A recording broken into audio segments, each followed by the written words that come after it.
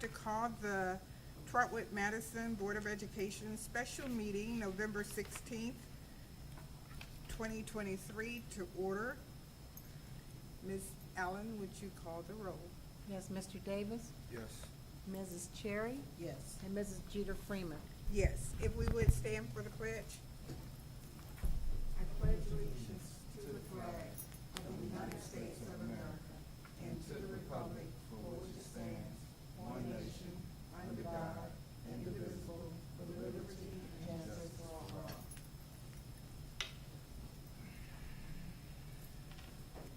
And the mission statement. The mission of the Trotwood-Madison City Schools is to graduate all students prepared to excel in a global society with a commitment to lifelong learning by guaranteeing a challenging curriculum facilitated by innovative and dedicated staff, community participation, and state-of-the-art resources in a stimulating atmosphere. This meeting is a meeting of the Board of Education in public for the purpose of conducting the school district's business and is not to be considered a public community meeting. And now,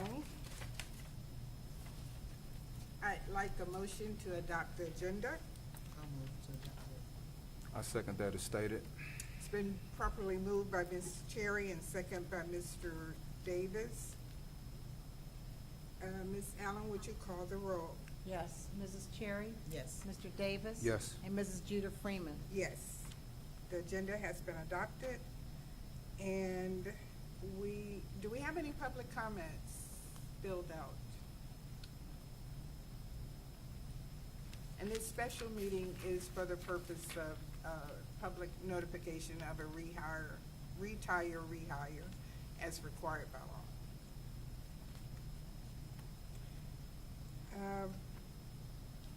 So if there are no public comments, we'll move to, I'll take a motion to approve the resolution to rehire retired employees of the district. I'll move. Yes, Ms. Allen? There should be two for actual, one is certified, so the two people are certified. Motion. This is all cap.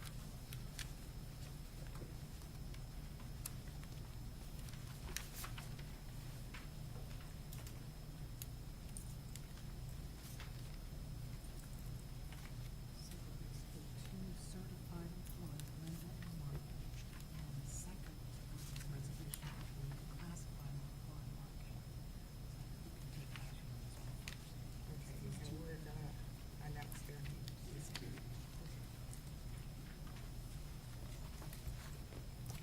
So the first motion is to approve the resolution to rehire retired employees of the school district for our certified. The Trotwood-Madison City School District Board of Education hereby gives public notice in accordance with section 3307.353 of the Ohio Revised Code that Linda Fry and Martha Sue Fry, who were previously employed by the Board of Education as teachers, have retired and are seeking reemployment by the Board of Education of the Trotwood-Madison City School District as teachers. I'll entertain a motion. And I think Ms. Cherry motion and Mr. Davis second. Second. If there are no comments, Ms. Allen, would you call the roll? Yes, Mrs. Cherry, Yes. Mr. Davis, Yes. and Mrs. Jeter Freeman. Yes, the motion is approved. And now I'd like a motion to approve the resolution to rehire retired employees of the district of the classified staff. The Trotwood-Madison City School District Board of Education hereby gives public notice in accordance with section 3307.353 of the Ohio Revised Code that Mark Kendler who was previously employed by the Board of Education as a bus driver, has retired and is seeking reemployment by the Board of Education on the Trotwood-Madison City School District as a bus driver. I'll take a motion. I'll move. Second is stated. Properly moved by Ms. Cherry and second by Mr. Davis. Ms. Allen, would you call the roll? Mrs. Cherry? Yes. Mr. Davis? Yes. And Mrs. Judah Freeman. Yes, the motion is approved. And I believe those are the only two that we have. And now I'll take a motion to adjourn the special meeting. I'll move to adjourn the special meeting. I second that. It's stated. Thank you. Ms. Allen, would you call the roll? Yes. Mrs. Cherry? Yes. Mr. Davis? Yes. And Mrs. Judah Freeman. Yes, the special meeting for the rehire is adjourned At 5:15. At 5:15. at 5:15.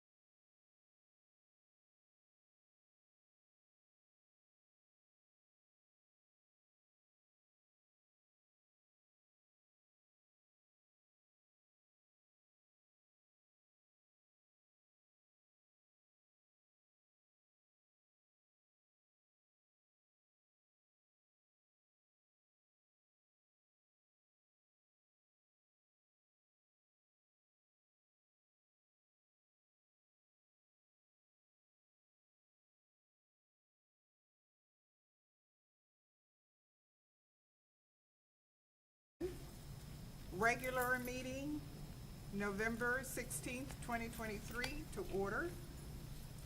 Ms. Allen, would you call the roll? Yes. Mr. Davis? Yes. Mrs. Cherry? Yes. Ms. Moore? Yes. And Mrs. Jeter Freeman. All right, if we would stand for the pledge.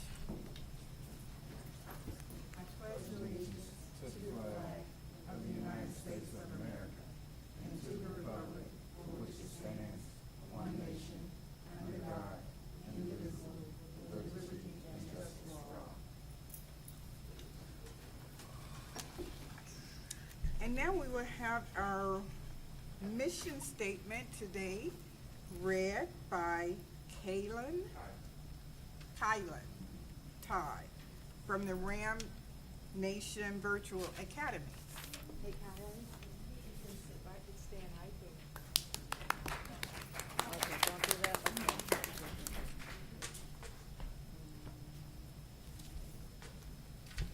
The mission of Trotwood-Madison City Schools is to graduate all students prepared to excel in a global society with a commitment to a lifelong learning by guaranteeing a challenging curriculum facilitated by an innovative and dedicated staff, community participation, and state-of-the-art resources in a stimulating atmosphere.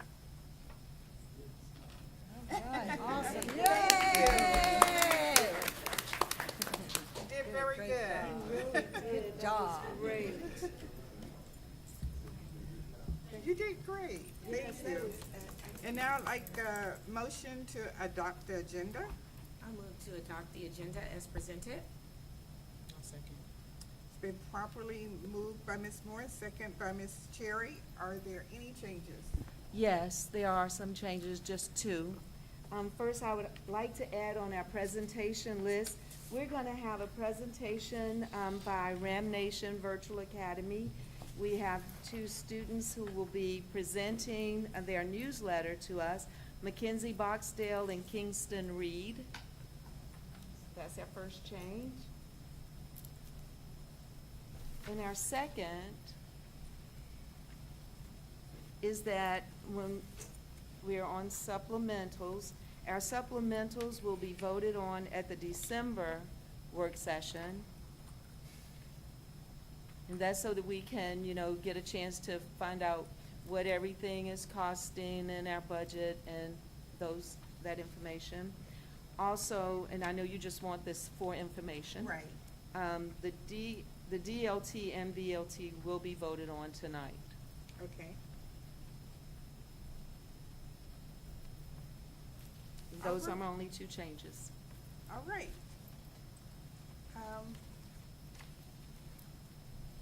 If there are no other changes, Mrs. Allen, would you call the roll? Yes.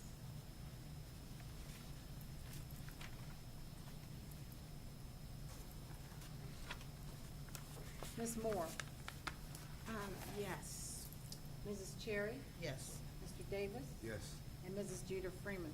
Yes, the motion is passed to adopt the agenda with the changes. Well, they're not changes, but on the agenda, the supplementals will be voted on December 7th, and we'll take action on those for DLT and BLT tonight. Community comments. I do not have any. Does anyone have? If not, we'll move to our presentations by Ram. Well, we have one here. Do we have supplementals tonight? We do, we have teachers who are here and they're signing up on the form, but we would like to start with our student presentations that we just added from Ram Nation Virtual Academy, where they're gonna talk about their, Okay, yes, so we'll start with them and then we'll move into supplementals, okay. starting with Ram Nation. Well, good evening. Good evening. I'm Nelson Stone. I'm the principal of the Ram Nation Virtual Academy. And we are here to just kind of talk about Ram Nation and some of the things that we do at Ram Nation Virtual Academy. So what we have here this evening is we have a few of our students. We have a lot more students who are involved in the process, but we have a few of our students who have written articles for our, what we call our News You Can Use newsletter. And our students are the ones who work on this newsletter. They get their information, they have articles, and they write about how Ram Nation has helped them and how they feel about Ram Nation and things that they need within the newsletter working for the Ram Nation Virtual Academy. So what we have is just two of the multiple students that we have in the Ram Nation who are going to read a little bit about their articles and what they do for the Ram Nation Virtual Academy. And as they're doing that, I can pass out the, oh, you already have it? We have it. Yeah, the board. I can pass out the actual newsletter, and I'll pass a couple in the audience right here, and they can come up. So first up, we have Ken. And please understand, we are the virtual academy, so a lot of our students don't necessarily like the limelight all the Right. time. So we're working through one of our barriers as we go through, is building that confidence to be able to stand in front of students. And have both of them come up at the same Right. time. If you both want If to be up that's here at the better. same Yeah, you time, can that's come up fine. at the same time. But they've both done phenomenal jobs on their Can art. you provide Faith, our student Yes, no representative, problem. a copy? Thank you. You have a copy? Okay.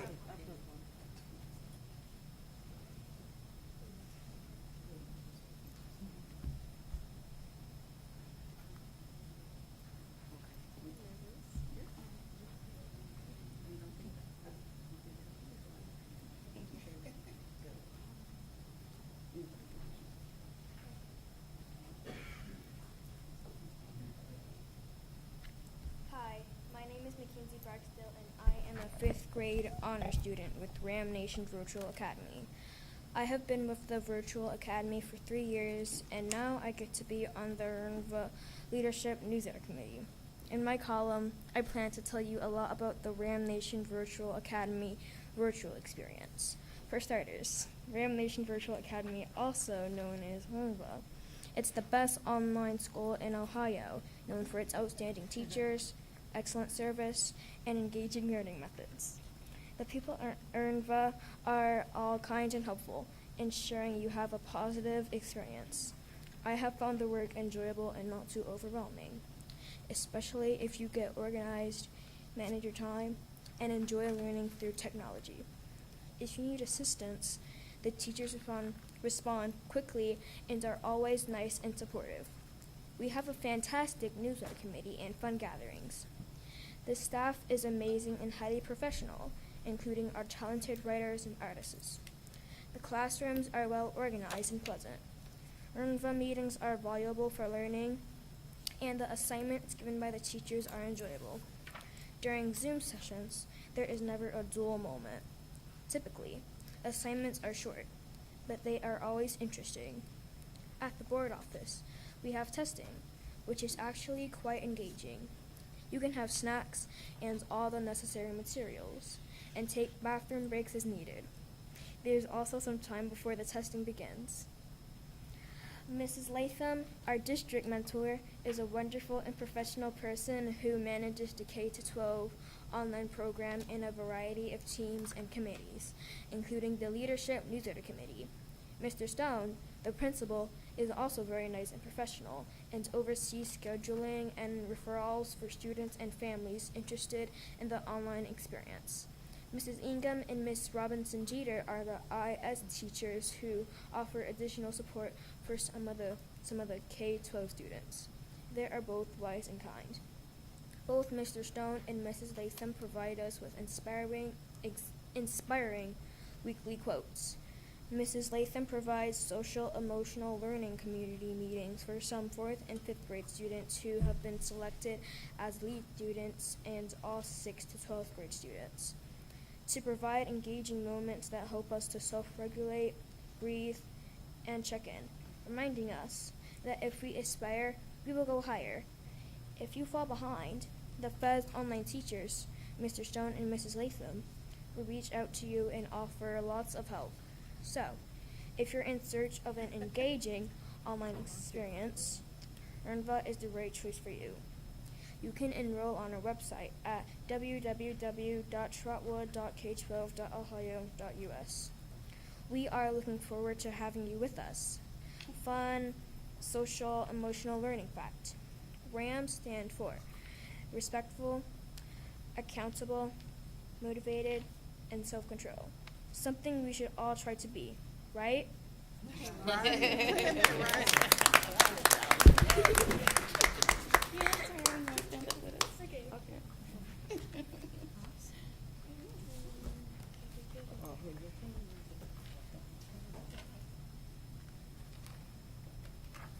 Hello, my name is Kingston. I'll be covering the RNVA newsletter column titled Realm Nation Virtual Academy's Virtual Learning Experience and Why It's So Amazing. Realm Nation started in the fall of 2021. The purpose of Realm Nation was to provide alternative learning options for students. Once the meetings actually started, we had an amazing mentor named Miss Latham. She would have weekly community meetings to check in and see what we needed to get to know each other and keep us motivated so we could succeed. These meetings are on Mondays and Thursdays. As a virtual student, I have learned how to do multiple things successfully without getting distracted and remaining able to stay on task, like in math, science, social studies, ELA, and health, and now the newsletter committee. Do you know how great it feels to keep hearing, "I'm so proud of you, wow, you did it," opposed to, "Kingston, why didn't you do your work?" or "Why didn't you finish that?" I think that's awesome and pretty cool, don't you think? I've always enjoyed computers, especially video games, and working on computers has been easy for me. In traditional school, I would sometimes get bored and would want to use my hands and use the computer more. This would make it hard to keep still sometimes. Now I can, oop. That's good. Okay. Okay. I can work on the computer, move. I keep getting too close.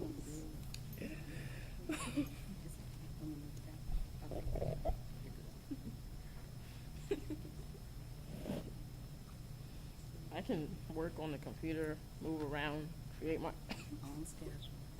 Can you do? It's okay, I'm proud of you. You wanna start? No, it's okay. Cause you're not, so just breathe. So you deep breathing. Breathe in. Okay.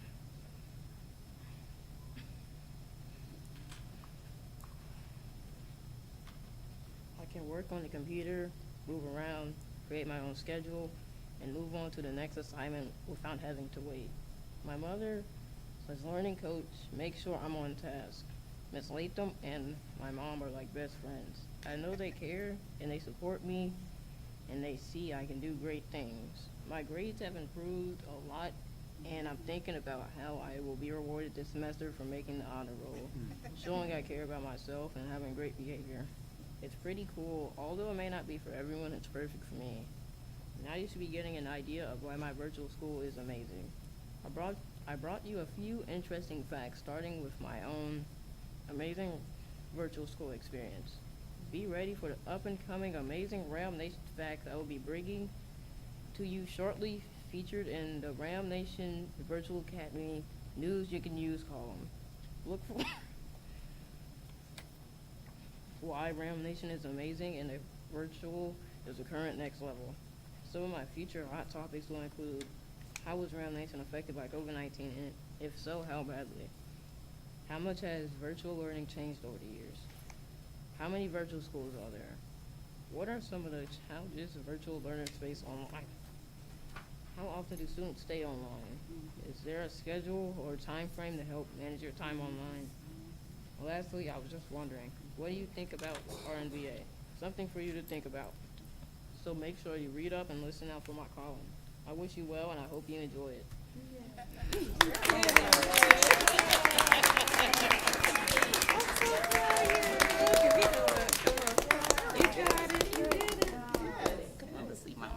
You did an awesome job. You did it. Thank you, everybody. This is their first time. They have improved tremendously, being able to speak, as Mr. Stone has said, and having the ability to be able to come up here before you guys and share the gifts that they have in a more intimate setting. I'm usually able to see them shine like you guys are able to see. They have built to this point where they're able to actually come before individuals and share the gifts that they have. So thank you so much for the love. We appreciate you. Thank you. Very good job. Very good marketing for our RAM Virtual Academy. And you know, it's an afterthought, but there's always next year. We need to have this at OSBA in the student section. So definitely, this is very good. And maybe we could put copies of this in the library. Yes, I think that's a great idea. We can have some here. Very, yeah.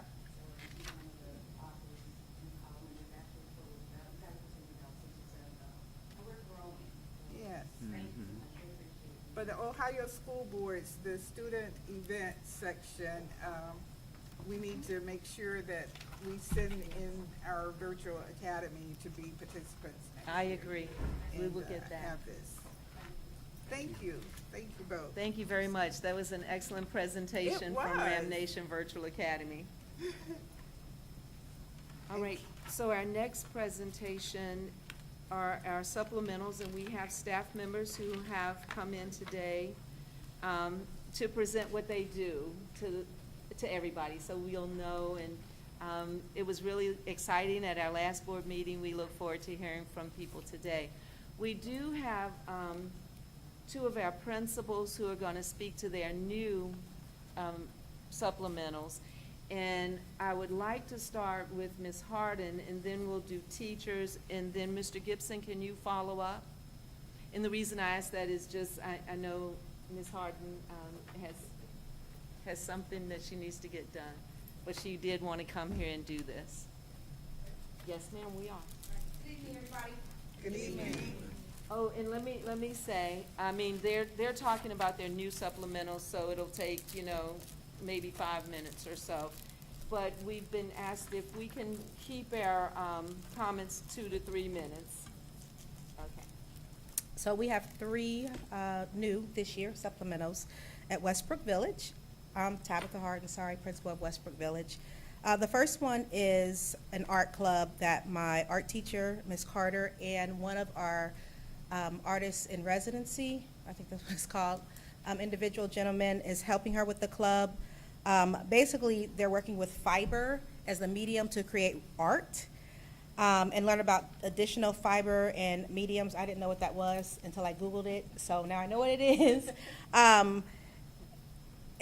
We are doing a rotation of actually 2 groups, 4th and 5th grade, 15 kids. She wanted it to be an intimate setting for the experience, and we sent it out to everybody, but kids that really have an interest in art are the ones that are taking part in this venture. So they are extremely excited about it. There are no field trips for this. The supplies, we had enough materials within the building to not have to spend extra money on supplies for this art club. There's going to be a 6-week rotation, so it'll be a group of 15 kids for 6 weeks, and then we'll rotate to get as many kids as possible.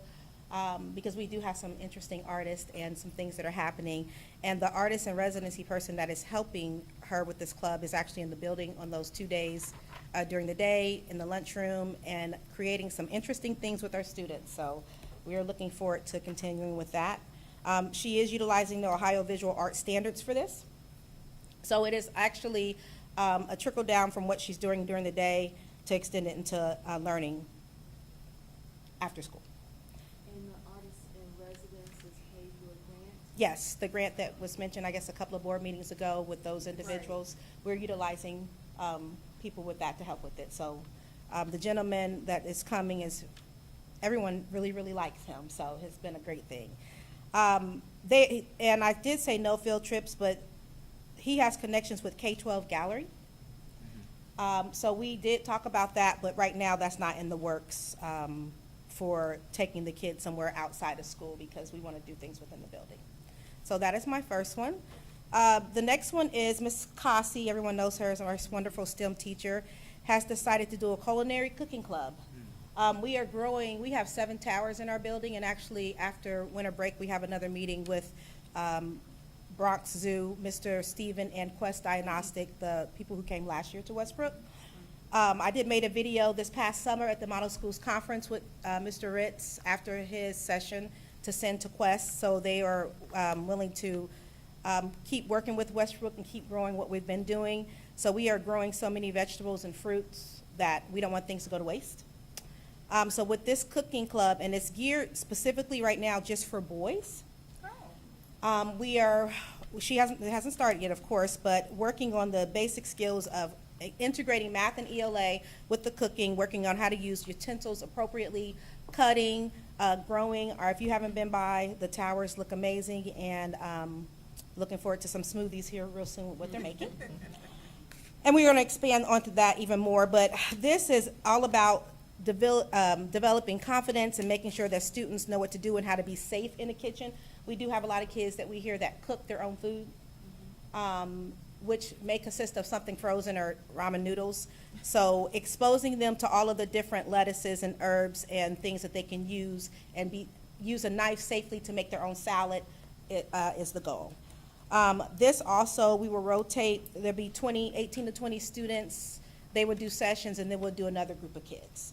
She is excited about it, as always. She has made contact with multiple local chefs in the area to come in and also help with kids. So looking forward to this one. It's going to be very exciting, and I will let you know when they are cooking something, so you can come by and sample it. The last one, and I actually had a video the last time, but in lieu of time, I'm not going to show it, but I will send it to you because I think it's imperative that you see it. We are going to be doing a program called ROCKS. This program is creating generations of confident girls who control their own relationships, experiences, and decisions in their futures. It's a research-based program for grades 5th through 12th grade. I had 3 teachers that went through an intense 3-day training for this program. And I've met myself, we'll talk with one of the lead ladies over it and another trainer. And it trains, in today's world with social media and everything that's going on, the girl drama, girls to be confident and believe in themselves outside of what they see on social media. We are going to hopefully get 75 girls because they can have 20 to 25 girls per person. It is something that is supposed to be could be done during the school day. However, we need to do it after school because we have so many other programs. We cannot continue to pull kids out of classrooms for this when this can be done after school. It is an hour. It is a 20-week evidence-based program for girls, and they're going to work on communication, relationships, body image, social media, stress, pressure, self-defense, college and career readiness, and leadership. There's a video I wanted to show you, but I don't have it, but it would make more sense when you see it. But we are looking forward to this. The ladies that are doing this are excited, and what the hope is that when they get so involved in this program, from what I've seen thus far, it is supposed to continue with them through each grade level. So hopefully, after we start this, it will continue. So we're looking forward to it, but it is called ROCKS, Ruling Our Experiences is what it stands for, ROX. I do have this paper copy if anybody wants to see it. I will leave this here. You want to see it? Yes, ma'am. I'll leave this here for you. A lot of information, a lot of research-based also. And maybe you can share, I will send email us you, the yes, email. I will email you. I'll email it to you tomorrow. I didn't bring my computer, but I will send you the video that I had prepared Okay. last week for this so that you can really get a feel and see what it is. And this program has been around for many years. They presented at, like the BASA conference, the women conference and all, so it's a really great Yeah. program. And what we got, after participating, research, 86% of girls have higher levels of self-esteem and confidence. 9 out of 10 girls feel safer and more confident that they can protect themselves, and 78% of girls improve school attendance and an increased connection to school, and 63% decreased in bullying. 63% decrease in bullying and relational aggression among ROCKS girls. And from where I sit, with my 4th and 5th graders, it is a high need. And it starts at 4th, which is where most of the drama starts with girls. But it's something that we really, really need for our students. So those are the 3 things we have right now. I do have another staff member that would like to do something with music later on in the school year, that I may bring back and discuss later, but that's about it. Thank you very much. All right, I did ask the teachers to sign up. Do you mind, Daniel, if we do teachers, or? Okay, let's start with teachers, but if you would like, you can just come up. We can just get started, and you say your name and your program and go on and speak to it. Okay, I got you. Do you mind? I think it's on the tall table. She was first one to sign up. Thank you very much. Thank you. Thank you. Okay, I have the sheet. Thank you.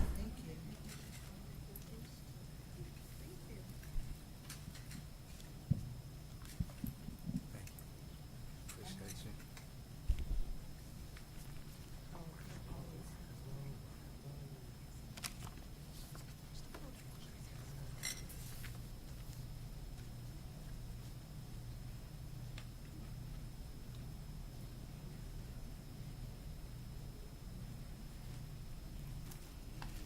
All right, my name is Erin Hayes, and I teach the agri-science courses at Trotwood-Madison High School, and I am also the FFA advisor.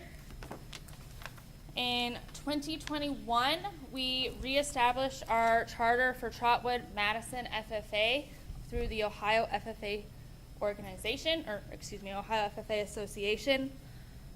FFA is a Career and Technical Student Organization, or CTSO, for agri-science programs. Every career and technical education program has a career technical student organization with it, because one of the things we strive to do is get our students to become leaders within our fields. The vision of the National FFA organization is growing the next generation of leaders who will change the world. And the mission of the National FFA organization is that FFA makes a positive difference in the lives of students by developing their potential for premier leadership, personal growth, and career success through agriculture education. As I mentioned earlier, the Trotwood-Madison FFA chapter is a member of the District 5 FFA Association and the Ohio FFA Association. Currently, we have 2 chapter meetings a month, so we meet every other Wednesday, and we do have some fundraisers ongoing because we have to pay for what we want to do, right? We plan on visiting the middle school and all 3 elementary schools, as well as starting community outreach soon. Takes a little longer when you make the students do it themselves. So FFA provides district, state, and national opportunities to our students through career development events and leadership development events, and these are our contests, right? So career development events are focused in individual careers throughout the agriculture industry, and it really is focused on showing that agriculture isn't your traditional thing anymore. There's so many career opportunities within agriculture. And then leadership development events are great because it doesn't matter what that student is planning on doing. You know, they can always learn how to succeed in a job interview or give a great public speech, right? So for both of them, they have to compete at the district level and be in the top 2 to go to state, because Ohio does have that many FFA chapters. If you win at state, you do get to go to the National FFA Convention. I did get to take 4 students to the National FFA Convention 2 weeks ago. That's why I wasn't able to present 2 weeks ago. We were in Indianapolis. There were, can't remember what they said at the last convention, or the last session, I believe it was over 70,000 members and guests registered for the national convention. So they got to see students from all over the country. The challenge for them, I did it as a student, I did it as a student teacher with other groups that I've taken. You try to find all 50 states, Puerto Rico, Guam, and American Samoa. They were actually able to find all of them but Guam and American Samoa. I don't even know if they actually made it because, you know, travel for them to Indianapolis has got to be expensive. But they were very excited in the second session that we went to, and one of the award winners was from Hawaii. And they're like, we found Hawaii, we have them all. And I was like, but do you really? And they did. They had to take pictures to show me because, well, when I went, you actually got a book and had people sign. They don't give you a book anymore. And then this year last year we actually hosted the Parliamentary Procedure Leadership Development event at Trotwood-Madison High School. So schools from we are at the south end of District 5, so schools from Montgomery County, Darke County, Miami County, Auglaize County. We had a bunch, they actually came to the high school, and they were all very impressed with our facility. They were very, very shocked. It wasn't what they expected. They were all like, you guys have an auditorium? And I was like, you guys think the auditorium's cool? We have a pool. Like, so this year, the only contest we've gone to so far is food science.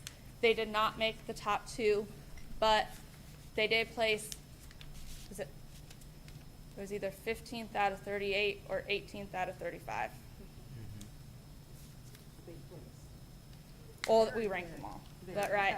So, and it was their first time competing, so I was very proud of them for going. And then we have plans next semester to compete in public speaking, ag communications, ag sales. They'll compete, my biotech class will compete in the biotech CDE, and then they will also compete in the agri-science fair. And not only am I providing opportunities for our students, I think it's amazing for them to see the variety of opportunities available to them besides growing corn and soybeans.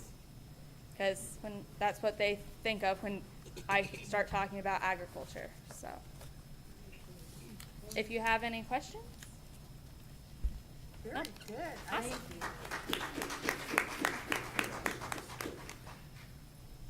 Okay, I think next is Dana Rasky. Student government. All right. And let's try to keep it to 3 minutes. You're good, don't worry about it. Like 30 seconds. No, we want to. We'll take this. Okay, ready to go? All right. My name is Dana Rusky. I am from Trotwood-Madison Middle School. I do Project Lead the Way as a teacher, but I'm doing student government this year for the middle school. Our current goal for student government, talking with the students, is we want to give a unified voice from them to the staff, to the admin, to give their feedback on events and policies and different things we're doing in there. The students are really excited to be supporting our anti-bullying program. It was part of their campaigning to be on student council. They had to say how they want to support that. They have really great ideas. They're drawing up proposals. I don't want to throw any of those out there yet because Mr. Gibson hasn't got to see them yet, and I don't want to surprise him. So they're getting those all drawn up to give it to him to see what we can implement at our school. The other thing is they want to do a lot more fun interactions between staff and students, doing like staff and student basketball, dodgeball, trying to do pep rallies to get the students excited to be part of Ram Nation and be part of our school systems. And then we just got to come back from a conference, and Ms. Chavez was going to share a little bit about that. Yep, you're good. We recently went to the Scoring Safety for Safety conference. We learned about wellness, online safety. We met national members of SAD and MAD. We plan to bring more of these connections and resources to Trotwood. Awesome. But do you guys have any questions for us? Where was the conference? It was in Columbus. We just went on Tuesday, and I got How to many tour. students did we get to take? We took 10 students with us total. We were the largest group there. Okay. They got to tour a hockey arena afterwards. It was a lot of fun. I think, yeah, I saw that. Very good. Awesome. Thank you. Thank you. Thank you.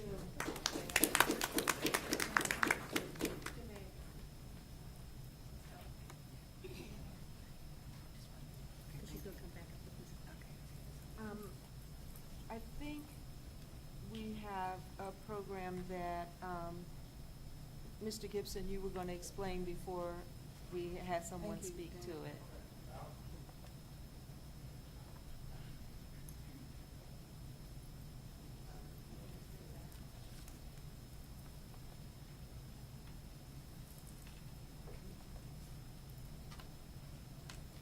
Well, actually, the ones that you asked me, to speak to, the newer ones, 2 of those staff members are here, so I'll let them go ahead and speak to it. I'll kind of just speak to the process of how we get here, because we did have, as the middle school, a lot of advisory clubs, so I want to just speak to that shortly before my staff get up here and get to speak to some of those things that they implemented this year.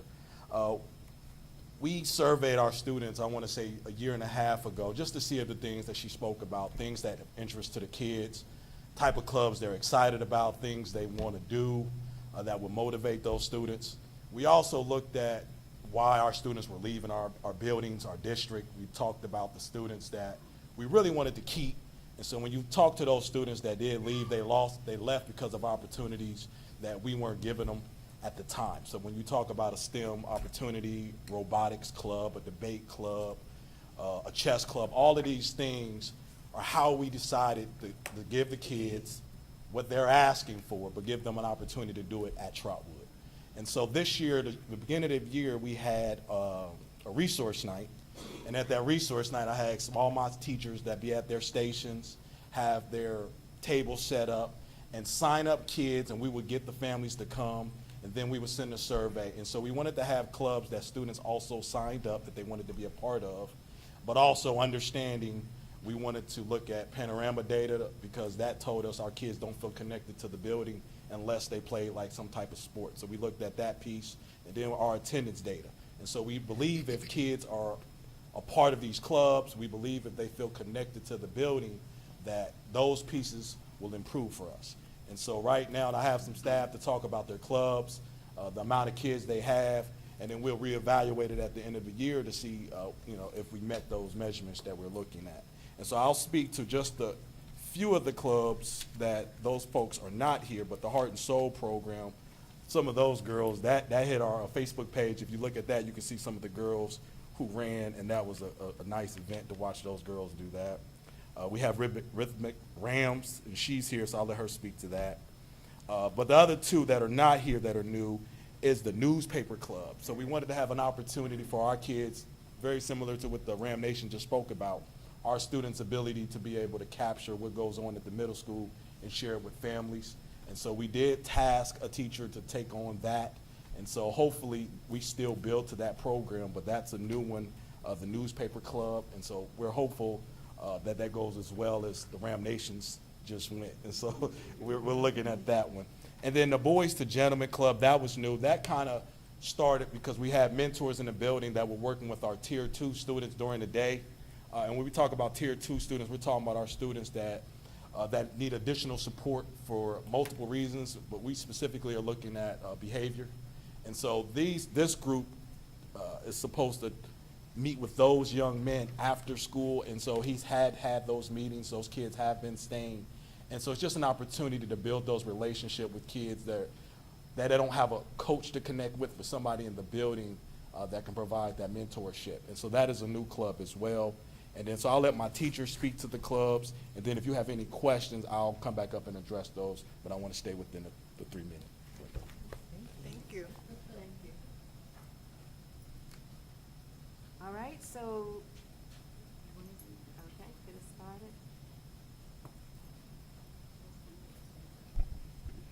Hello, Greg Hobbs, been here for, hello. Some of you have been here a long time, haven't we? A long time. I've got a chess club going. The kids, I don't think our kids are playing games these days. And one thing, I'm really good at math, but I'm really good at math because I grew up playing board games, card games. We just did.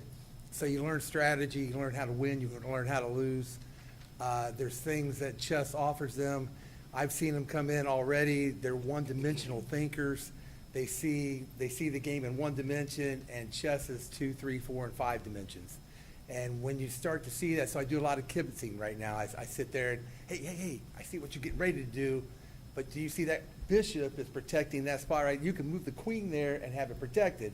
They don't see it quite that way. So what we're trying to do is move them into that. I've joined a couple Facebook. They have, I'm seeing a lot of chess on my phone right now.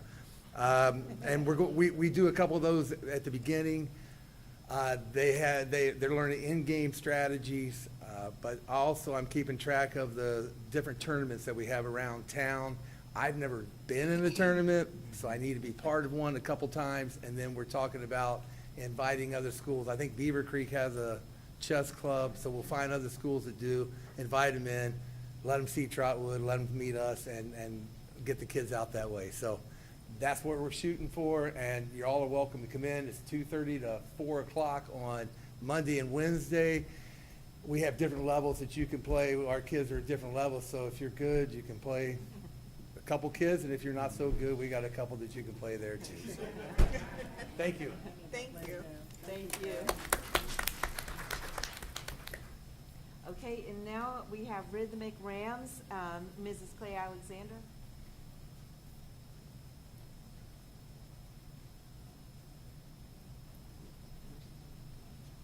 Good evening. Good evening. I'm Carla Alexander, and I am representing Rhythmic Ram as our enrichment club. This is also Javea Aaron. She's one of the members of our Rhythmic Ram. And simply, Rhythmic Ram is, let me take my glasses off so I can see, right? Rhythmic Ram is basically just to learn the art of songwriting and also the songwriting process. And we do that by using musical ideas, melodies, hooks, rhythm, just to create verbal expressions through music. One of the goals that I have for our group is to take a tour at the high school to review their music lab there, so they can see how songs are produced and actually maybe think about recording our club song.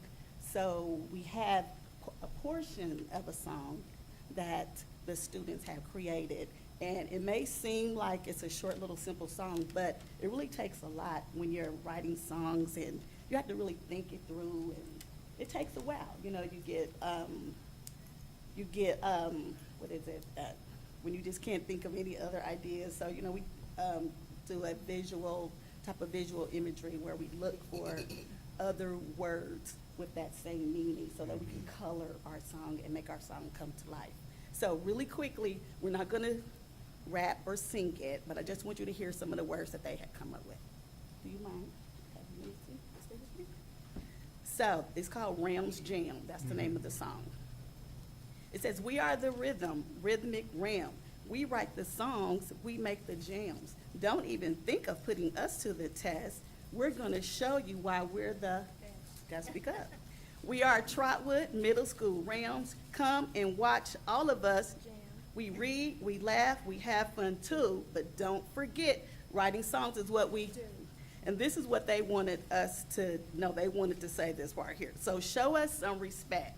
Now that's what they came up with. So of course, that's something we do have a little beat to it, a little rhythm with it, but I want us to kind of polish it up a little bit, and then hopefully you can hear that and maybe produce it at the high school. We're hoping. Thank you. Thank you.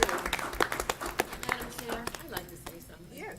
Okay, Ms. Alexander, in case the board didn't know this and have not seen Ms. Alexander perform on national stages around not just our local municipality, but in really great high places around the country. She is a performer herself. We have so much talent in Trotwood, and this is within our buildings, within our staff, and especially within our classrooms. And this is, you know, evidence of what we have at our fingertips along the lines of the resources in the district. So I just I wanted to say that because, you know, the folks that are coming up here to present these supplementals, it's just not like volunteer, it's a passion. I mean, this is what they do, and what they want to share with our students. So, thank you. Thank you. Thank you, Ms. Moore. Okay, we have a couple more. We have robotics, Delmaria Watts. Del Maria. It's beautiful.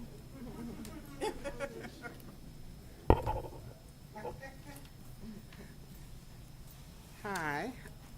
Hello. Good evening. Good evening. I'm the coach of the VEX Robotics team. Our team name is Robo Rams.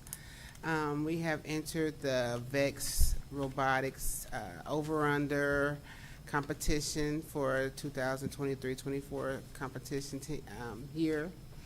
Our first competition is supposed to be December 9th. I said supposed to, because we're going to go and we're going to compete. Our robot is currently being built. We have wheels on it. We're building our, we're finishing up our practice field, and we're finishing up our robot. We have 5 people working on that. I just want to reiterate what Mr. Gibson says. It is bringing kids to school. We had one kid like almost deathly ill on Monday at robotics, coughing, sneezing, snotting.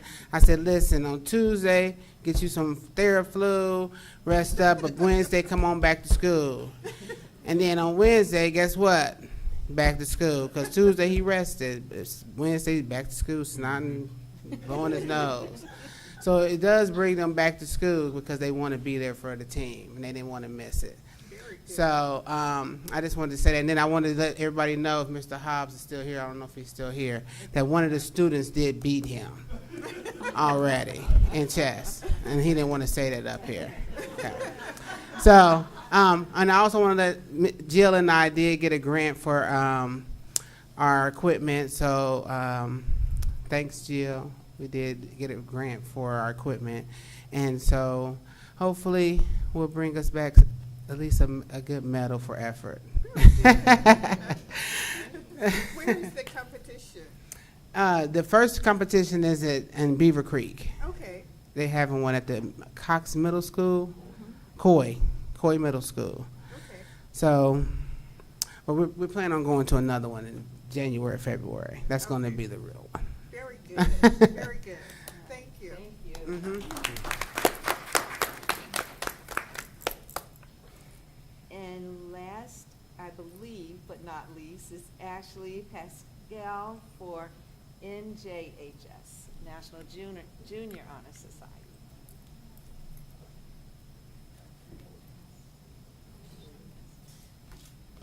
Good evening. I am Ashley Pascal. This is my 5th year doing National Junior Honor Society. Usually I hand out about 80 applications, and I usually get about 30 or 40 back. So I have a nice number of participants.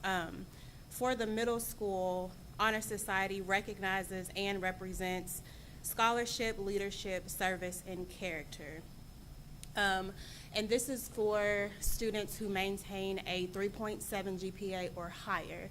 So Honor Society, when I started it, was 3.5, but because our students are so excellent and there were so many students, I had to raise the GPA, so now it's 3.7. So some of the things that we do in Honor Society, we always have an induction ceremony in November. We do mainly school service. The only big community service thing that we did was we took a field trip to the nursing home around the corner, but since COVID, they don't like us to come in anymore. So hopefully, as the years go by, we are able to go back in there, you know, as restrictions lift or whatever that looks like for us. But the other community thing that we do is we make Christmas cards for patients at Dayton Children's. We do, in February, we sell carnations from first floors. The students love that. We make a station. We usually charge a little bit more than what first floors charge so that we can profit some for NJHS. But right before Valentine's Day, I let the members pass them out to students, so that's really fun. We, myself and Jennifer Allen, we work very closely together. So when the high school does their blood drive, my students will go over and help. When she does her mock crash, my students will go over and attend that also. And then the principal at the ELC, Ms. Wilburn, this year, I like to take my students over every other Friday, and I allow them to read to the littles or help out in the classroom. So that too is really fun. And then in May, we do something really big for teacher appreciation, and teachers really appreciate that. They write personable cards, and then we deliver them to the teachers. So they like to really get involved with staff and students. We meet monthly, and I open the floor for ideas. So they tell me what they want to do, and then I try my best to make that happen. So, any questions? No? No, Okay. thank you. You're welcome. It's a Yeah. Oh, do I have more? Please come up and just give us information.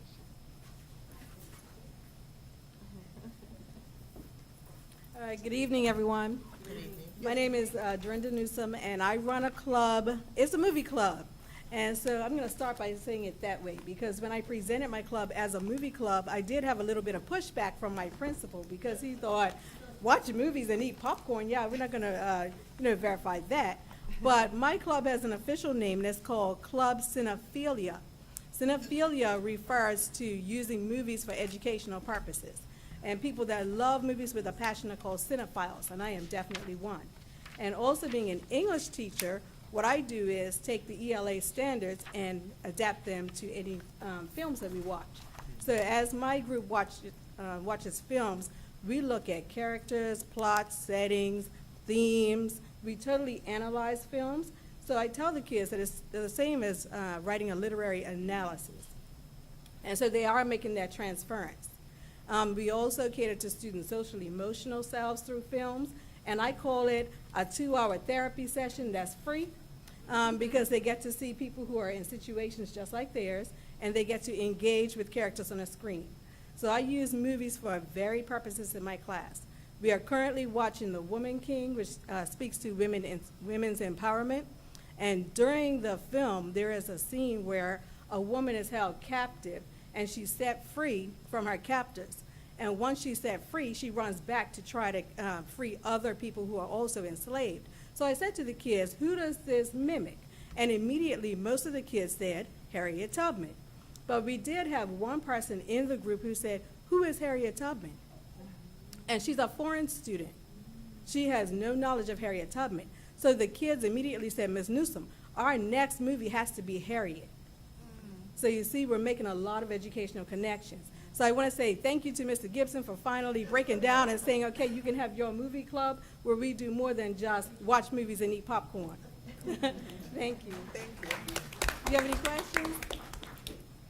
If you don't have questions, I would like to just add, so my daughter has her undergrad in film and her master's in counseling, and that was one of the things that It's a course. she does is talk about, yes, exactly, how Mhm. movies can impact. That's right. So your mental, all of that. And it works with autistic kids also, because while they cannot sit in a traditional classroom and do traditional work, they will sit for a 2-hour movie. And I do have one student in my club that is autistic, and he sits and he's very attentive.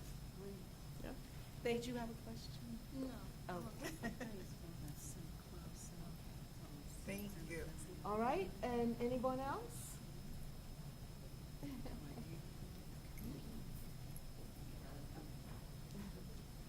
I'm Judy Meineke, and I have, along with Caitlin Snee, have started a book club after school.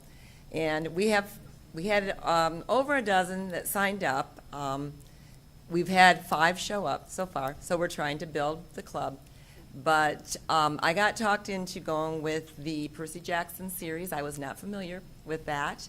But I did a little research and saw that it was very recommended for this age group. And now getting into it and reading myself, along with, I'm an ELA teacher, so I'm reading a lot of books right now. But as I got into it, I could see why it was very highly recommended. And all the kids that have been reading it say that they're glad that we chose this book.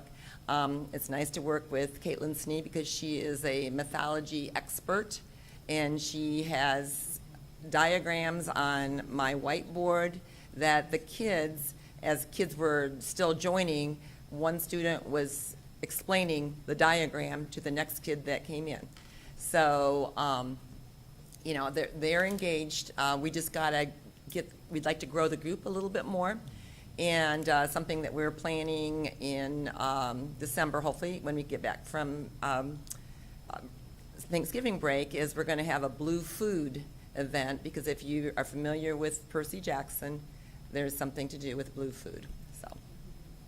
Thank you. Thank you. Anyone have any questions? So now you gave me another book set I have to read. Be fun. Anyone else want to present tonight? Okay.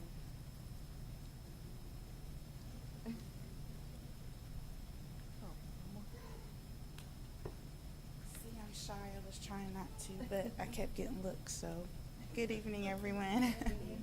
I'm Shantae Bailey, and the club that I joined this year to be an advisor / coach is the Girls on the Run team, and Mr. Gibson also called it our Heart and Soul team. And what we do is we train for a 5K. And we do that twice a year. We do it once in the fall, which we just had on November the 11th, and we will be doing another one in the spring. So we will get 2 groups of kids, or possibly the same kids, to come back to do it twice. And it's also a program that offers teaches self-empowerment and discipline, health and fitness as well. We also have lessons that the program provides, where we'll probably do like a 15-20 minute mini lesson on either your social emotional awareness or your brain, how you're doing mentally, socially, as far as our internet usage and whatnot, and how to be how to have etiquette, basically, and how to deal with one another. So it's kind of like a what's the word I'm looking for?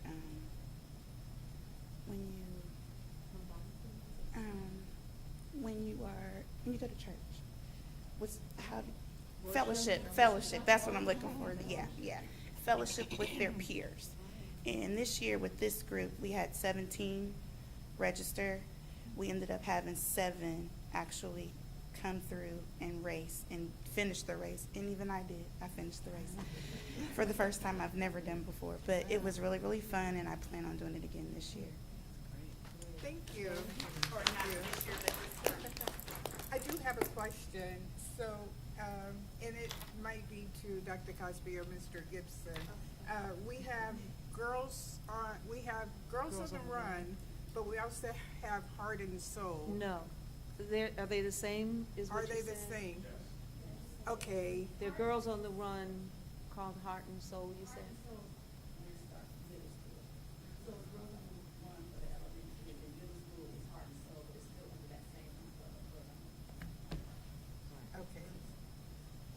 Okay, thank you. Okay. Thank you. All right, I think that's it. Mr. Gibson, did you need to say anything more? Only if they had questions or anything Okay. like that. Okay, board, any comments, questions? No, great presentations, thank you. Thank you all. Very good. Yeah, good job. Very good, thank you. I would like to just mention that I want to make sure that it's sort of clear that Daniel's idea is a little unique in that instead of having a set number of, clubs that we typically have, he actually had an open house. Parents came in, kids came in, and selected things they were interested in. And that's why it seems to be so many more than traditional, but he looked at his data and realized our kids don't feel connected, which is what our panorama data said, and this is his way of addressing that. So, I mean, I think I would say it's a little bit more than a club. It is a way to get our kids connected to their teachers and to their school. And most happen on Monday and Wednesday, 2:30 to 4, Monday and Wednesday. So Tuesday, Thursday, this goes on Monday. Okay, thank you. Thank you. Okay, and now, Miss Allen, we put you off last meeting. She was all ready to go, and now she's going to present our 5-year forecast.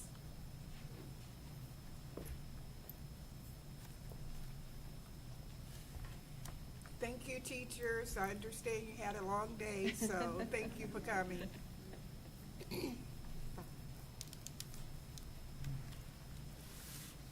Not that a 5-year forecast isn't very interesting and engaging.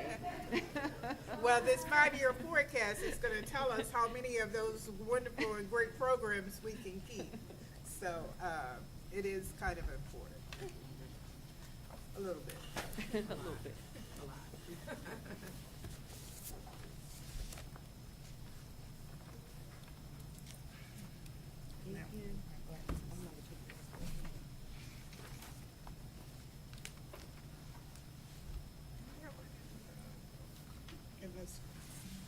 Okay, good evening.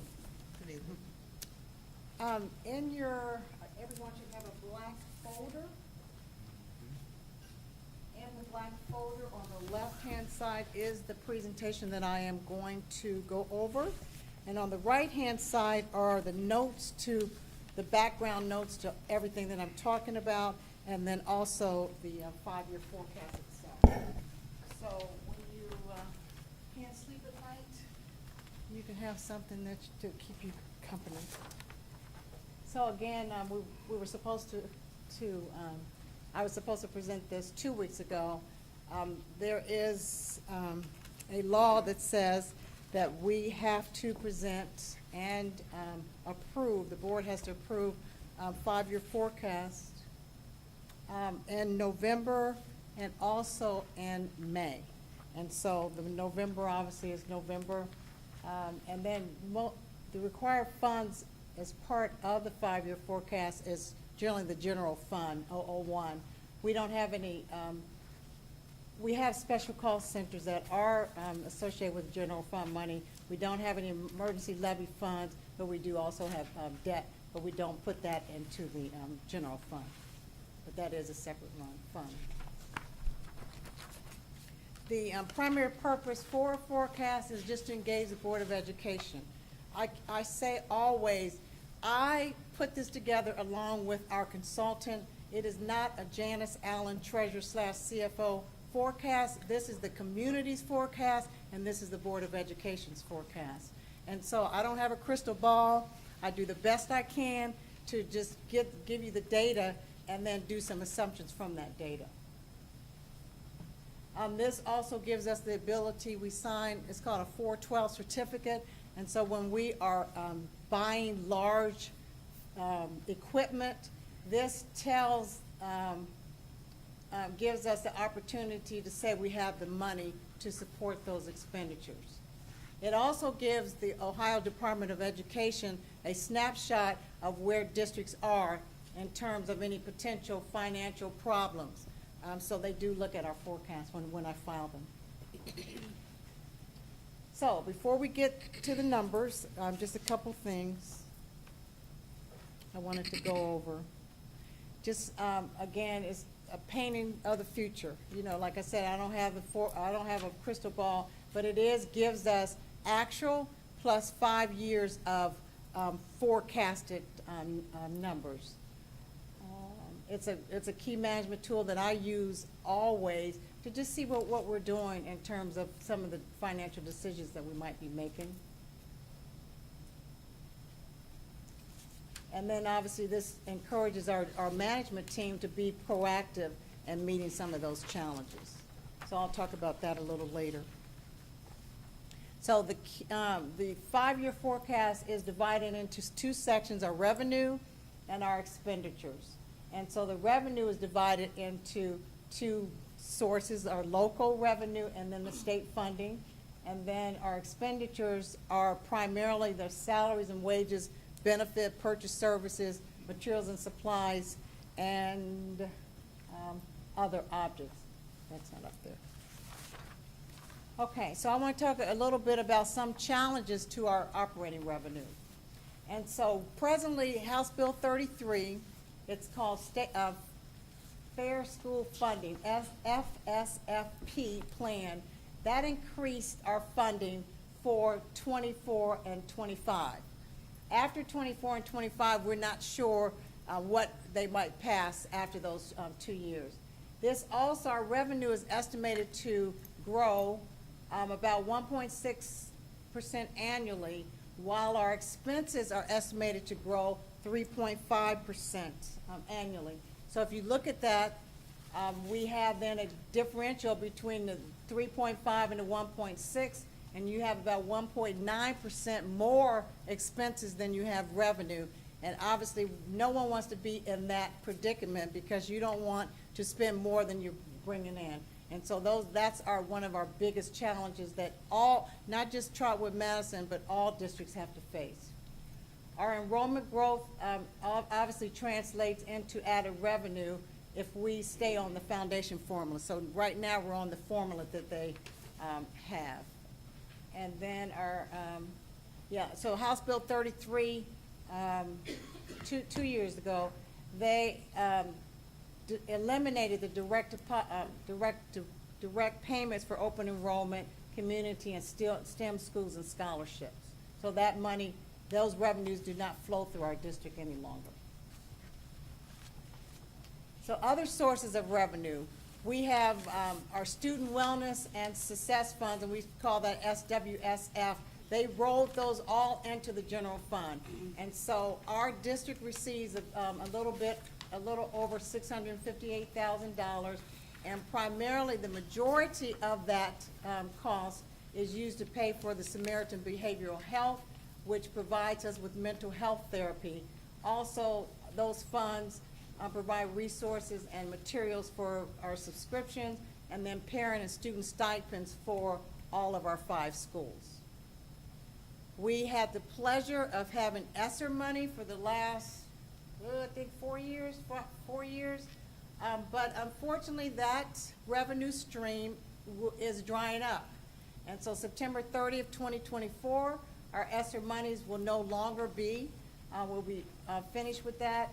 And so we have been going through a very extensive staffing analysis to determine what resources we need for our students in FY25 and beyond.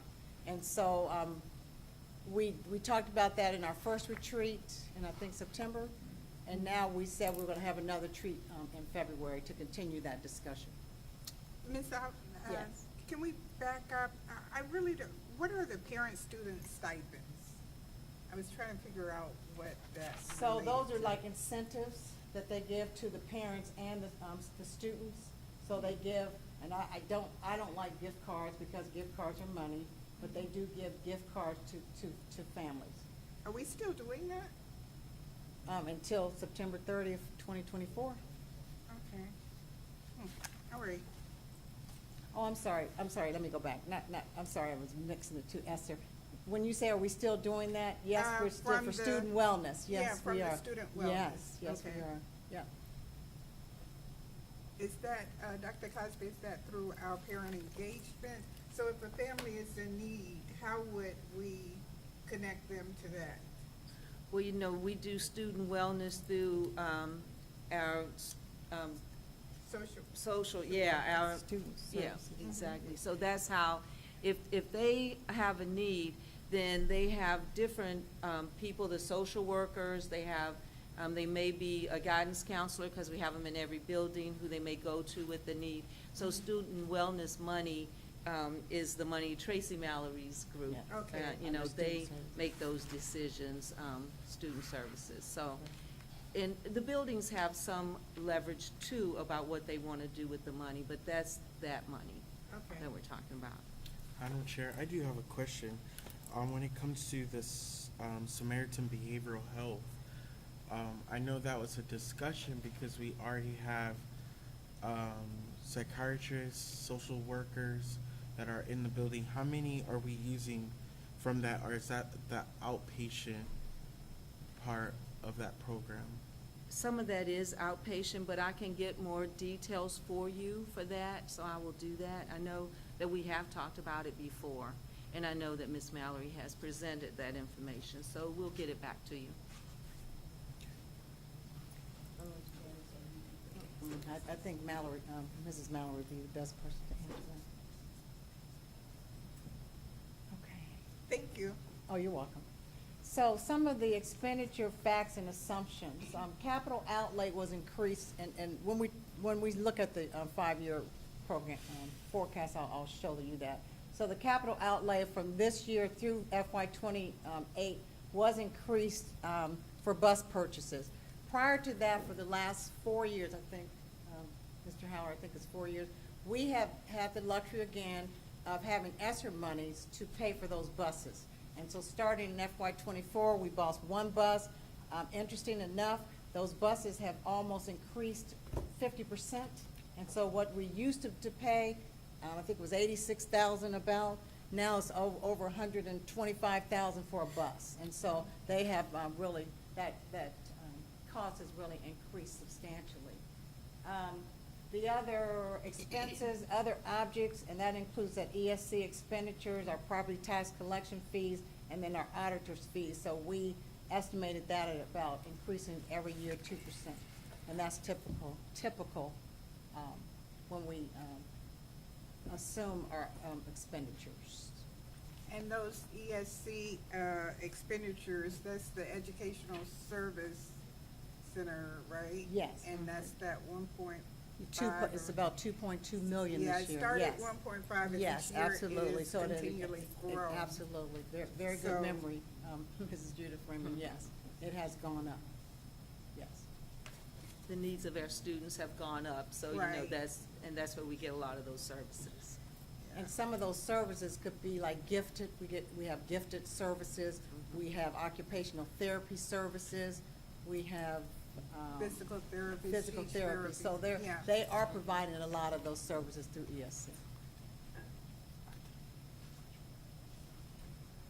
The salaries, from FY '22 to '23, we increased that. Our salaries grew from $1.7 million.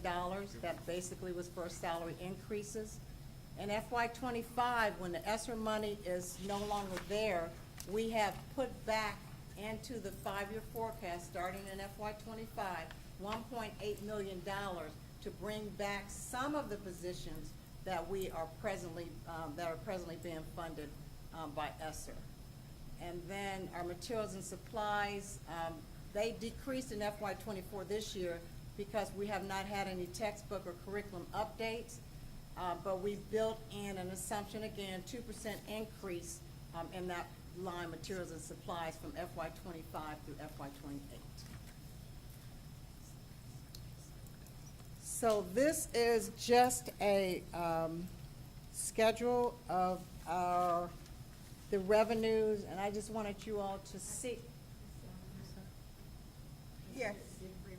I have a quick question. Okay, I was looking at the expenditure, okay? And I know we had the ESSER funds, okay? Last year. Yes. So our salaries grew in FY '22 to '23 by 1.7 million, okay, specifically. And that was all the things that we added so Yes. that our students would have other opportunities to do things that they couldn't do before. Yes. However, I don't understand this, and maybe you can help me Okay. understand it. In FY '25, $1.8 million was infused into the budget. Okay. That $1.8 million, is that money out of general fund? Where? Is No, it so used? that, the $1.8 million, we put a line in the forecast for any jobs that we're bringing back in. So we reserved $1.8 million to cover any of those, but, so, say, I'm saying this is all hypothetical. We had about 60 positions, so hypothetical, I don't know the 1.8 million, but say hypothetically, we're gonna bring back 30 of those. That $1.8 million then was reserved to pay for those coming back into the general fund.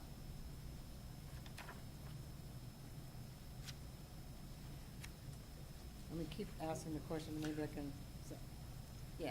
So So that out of the money $1.8 million was reserved or set aside. It was set aside from to- ESSER dollars? No, not from ESSER dollars, from the general fund. From the general fund dollars. From the forecast, $1.8 million was allocated for those positions coming back from ESSER. So before the forecast, those weren't, the $1.8 million wasn't in an old forecast because the ESSER, those positions were being paid for from ESSER. But now, since after September 30th, 2024, when we bring those jobs back, we had to allocate some money. We couldn't allocate all of the money because we couldn't afford to bring all of the jobs back. But we did allocate $1.8 million to cover some of those jobs being put back. And that $1.8 million is general fund money. Yes, absolutely, that's what I was yes. asking. Yeah, that's all general fund money. We're talking, right now, we're only talking about the 5-year forecast, and that only includes general fund dollars.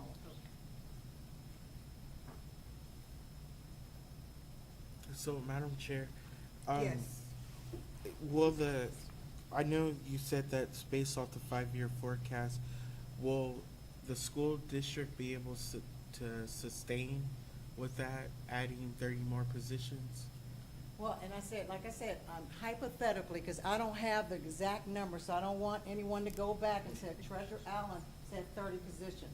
1.8, whatever $1.8 million buys us, so to speak, that will be. The other thing is that when I talked about a very intensive staffing analysis with the superintendent and the rest of the administrative, we are actually looking at every single job, not just ESSER jobs. We're looking at every single job in the district to make sure it aligns to what the board's objectives are.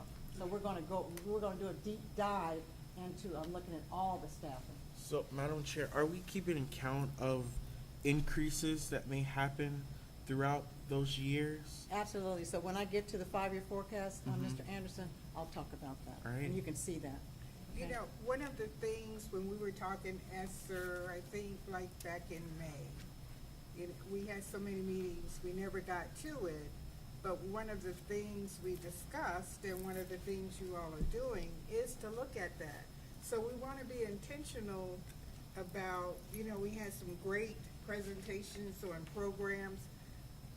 And we want to be intentional about looking at what is our overall view Cost. for our students in the next 5 years, Absolutely. let's say.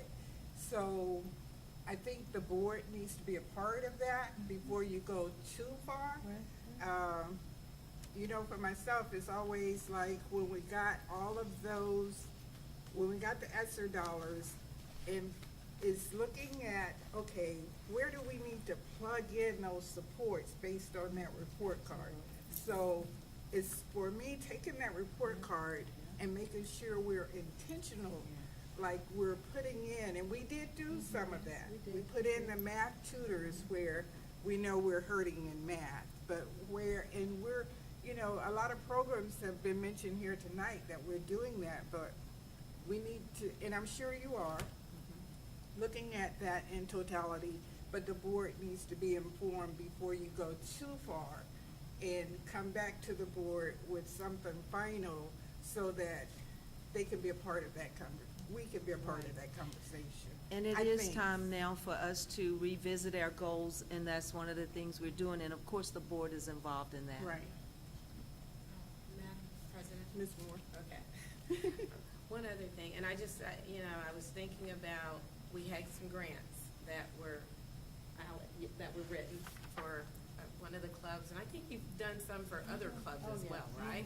So we've had some grant funding as well. So that is a big positive when we talk about adding on other supplementals, finding the money. I mean, I'd like to have 1,000 of them if we could find the money for 1,000 clubs, so that would be great. But my question is, I know you said we set aside $1.8 million for FY '25. And this is, the 5-year forecast that we're looking at, which is going to 28. Can we do that for 26? So, 27? so this is, Just saying, I'm gonna just get to saying. this, Okay. Ms. Moore, because you'll see what we did. Okay. You'll see year by, so if I could finish this and we can get to this, okay? I'm All right. sorry. No, I no, see no, those no big problem. numbers. Yeah, I'm thinking. No problem, so if you could just, I'm almost done. You can just get through this and then let's look at the 5 years. Is that okay? Okay, thank you. You're welcome. Okay, so this graph just shows the difference between what we are, what's in the November forecast today and what was in it in May forecast. So you can see property taxes were about the same. State foundation, it has increased by $526,000. So, like I said, none of us have crystal balls. We're thinking from the data that we have, that the state is going to give us $26.3 million this year, as opposed to what we thought that we were gonna give in May. So the variance is 526. Homestead and rollback is about the same. And then the other revenue, and primarily the other revenue is interest income. Our interest income, if you remember a couple years ago, when the interest rates were like zero, we were making like $60,000. So as those interest rates increase, we are the recipient of that increase. So we did put in a little bit more money on the, for the other revenue. And so that was about $282,000 increase. For this, I did the same thing for expenditure. Salary, the variance, $1.1 million increase. Retirement, it was about the same. Purchase services, we increased that by $260,000. And I don't know if I didn't have that. Capital outlay, we reduced that a little bit from 165, from 295 to 165. And then other objects, which includes that ESC, that did increase slightly as well. And the purchase services are mostly consultants and. Well, not consulting. Now our Well, consultants not are a very, very consultant, small but part, and that's It's just. okay, I'll let you finish and tell.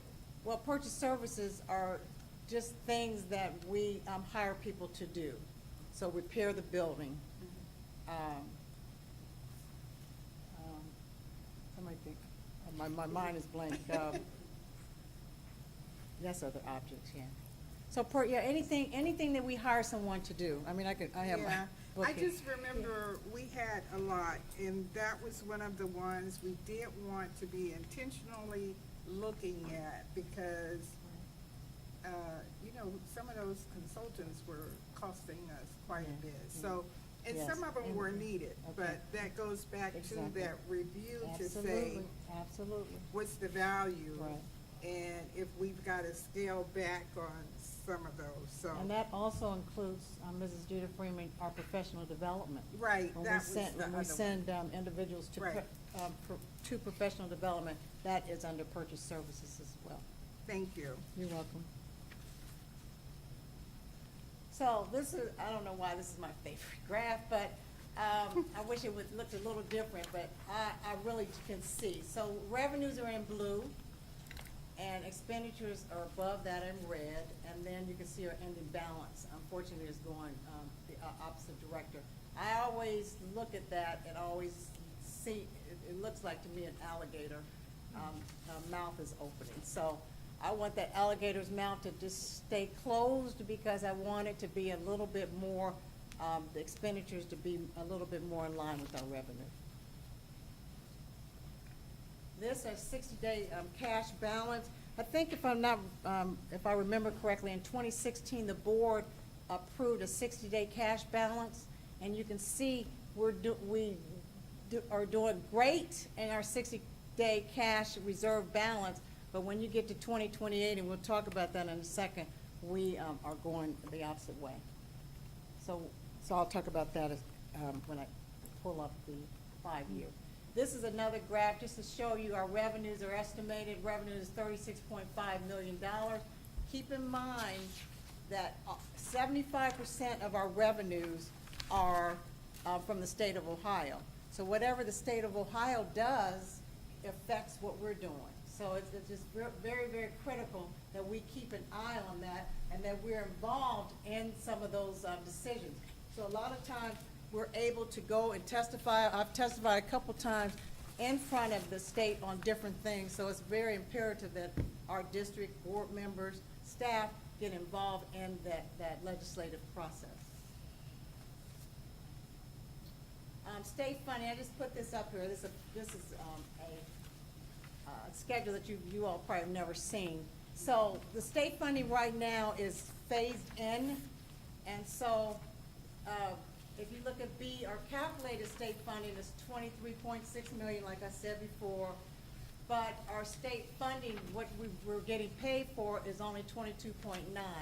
And so the state has said they're going to phase in this money. And so basically, at this point, they still owe us $709,000, and that's gonna be phased in over the next couple years. And so we don't like to put it in the forecast because we don't know how it's going. So I just wanted to let you guys know that when they calculate one number, and we're only being paid for another. Just some FYI. This is our expenditures, and so our expenditures, this pie graph basically indicates that our wages, of course, are the highest, 57%, in our benefits. So we have about 78% of our total expenses going to paying our salaries and benefits, and then the rest of it is sliced up after that. This is just another look of the red is wages and the benefits, as I just talked about, purchase services, materials and supplies, and then the very small part is capital outlay. So in summary, again, just keep in mind that the state resources represent about 75% of our revenue. We are anticipating a positive cash balance through June of 2027. The future funding is still uncertain because House Bill 33 is there now, but I don't know what's going to happen after FY25. And then ESSER funding was the most significant funding increase that we've ever seen. I've been in this business as treasurer for 12 years. We've never had that kind of money to flow through our district. So like somebody always teases, maybe there'll be some ESSER 7s or 5s or 6 or whatever. But these funds will be gone in 2024. And so we just have to really be strategic and intentional on how we spend our funds.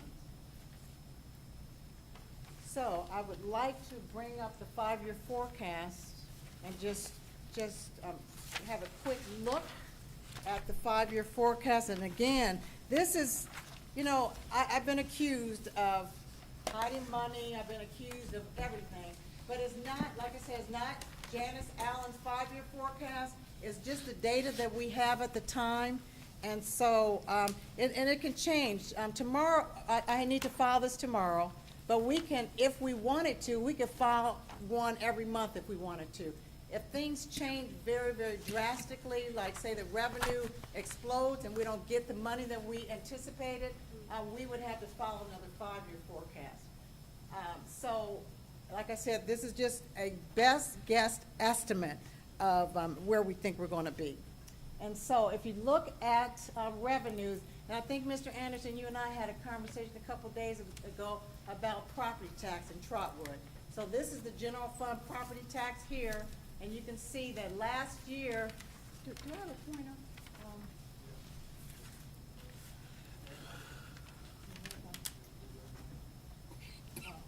Okay. The actual here, last year, these are actual numbers. Last year, we received $6.9 million. We're estimating about the same can't really see that. We're estimating about $6.8 million this year, and just a little increase, about the same, well, actually about the same, 6.9. So it's about the same for revenue, for property taxes. Then we talk about this public personal property taxes is part of it. Now here's that $22.7 million that I talked about. 25 we increased it somewhat, is down a little bit. So it's about consistent. Also the restricted piece of that, and restricted includes like things like for gifted. We also have restricted funds that we have to spend on our population, and so at the end of the year we have to actually do reports to say how much we spent on certain things in this restricted line. So if you see actual was 36.4 last year, we are projecting for this year 36.5 million, and then if you go all the way out in 28, and again, we always do actual, 3 years of actual and 5 years of estimate. So this FY '24 is just an estimate. I do a report every month to see where we are compared to this 5-year forecast, so we can track it, so we're not surprised. And so, again, this is 36.5 for this year, and we have $39.5 million in FY 2028. And I said the average annual revenue growth is about 1.6%. So, can you move it down just a little bit? So, a little bit more, right there. Okay, so let me talk about expenditures. Personnel services, that's salary. So we have 23 million now, we have 25.3 million, and it's a pretty consistent along here because we do have a union contract that expires in 2025, so we really don't know where we're gonna land on that. So we basically estimate what we think we might land on. And then, of course, benefits, purchase services, Mrs. Jeter Freeman talked about 4.8, and it's pretty consistent, a 2% increase on that line. Supplies and materials the same. And then the other objects down here, and then most of that, Dr. Cosby, is your ESC. And so if you go down, if you go down okay, so this is the most, I think, the most important line is not the most, but 6.01. You can see here that starting this year that we're deficit spending. 3.3 million here, 6 million, 6.7, 7.6, and 8.8. Now, like I said, this is an estimate. We could make some decisions right now and turn this all around and may not even look like this at all because, like I said, it's estimate. So this is what we began the year with here, and then this is what we're anticipating to end up in June 30th. The cash, 23.2 million. But as you can see, all the way down through 27, it is positive, but when we get to 28, it's a negative almost $6 million. So just want to call your attention to that, not to get nervous about it, because like I said, and we don't know what's going to happen tomorrow. So I don't know if that answers any of your questions. Yeah, Madam Chair, I have Yes. a question. I want to know where the that big jump is happening, Which and where big is it jump? coming from? The 3.3 to 6 point, Which line are you looking at? 6.01.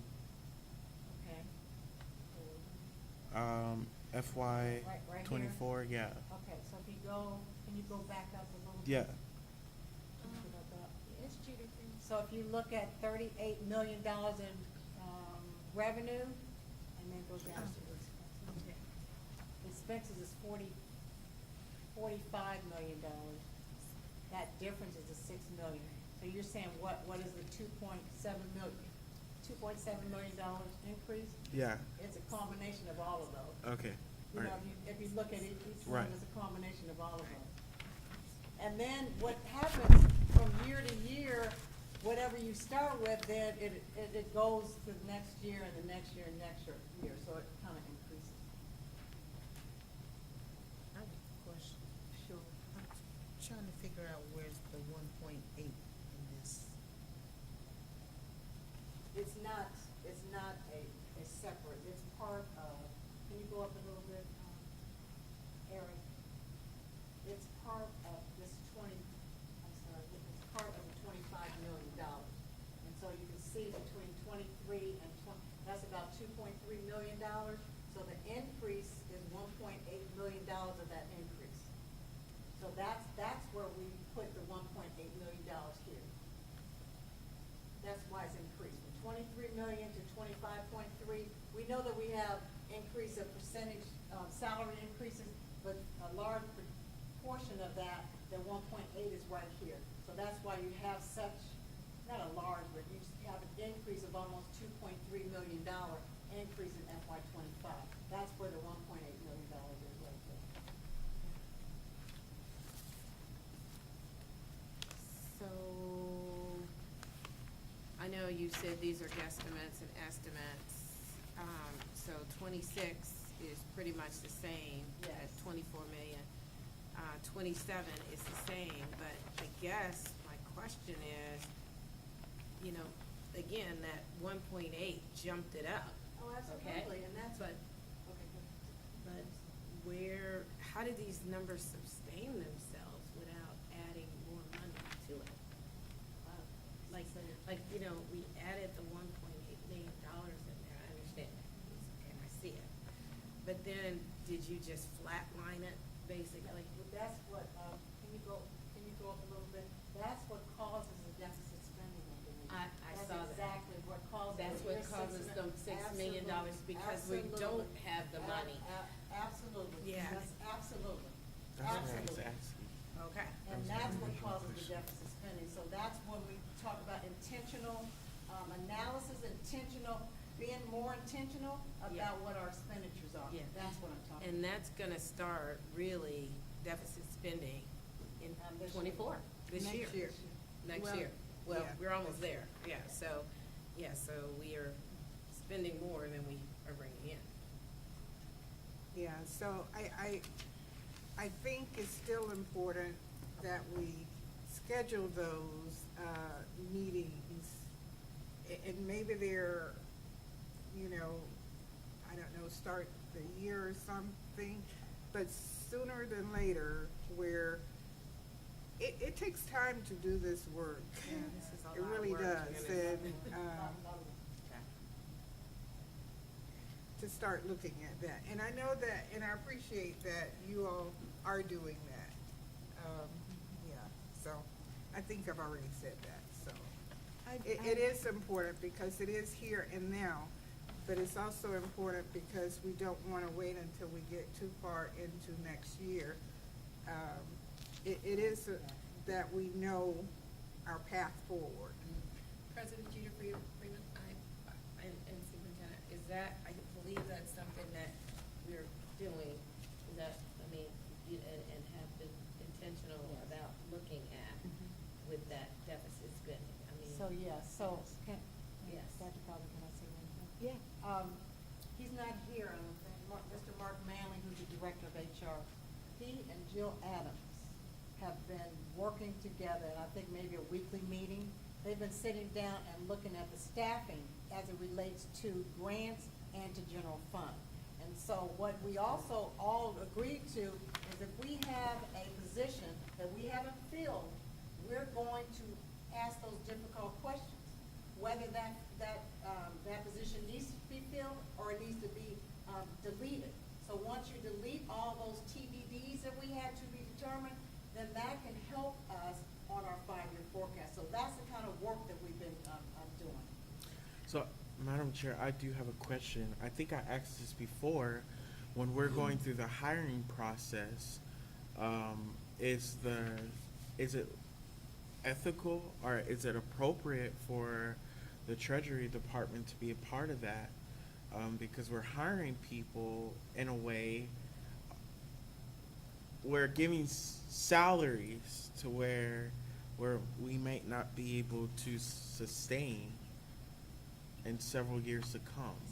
Because So I would say this, the salaries are what's negotiated on and Right. through the negotiated agreement. So it's not like we could just say, I want to hire this teacher, but I want to pay her less than what I pay other teachers who come in at that amount. And I have a question, it might not be a quick, easy answer, Janice, but I know it is the thing, or one of the things that kept us in negotiations for as long as we were.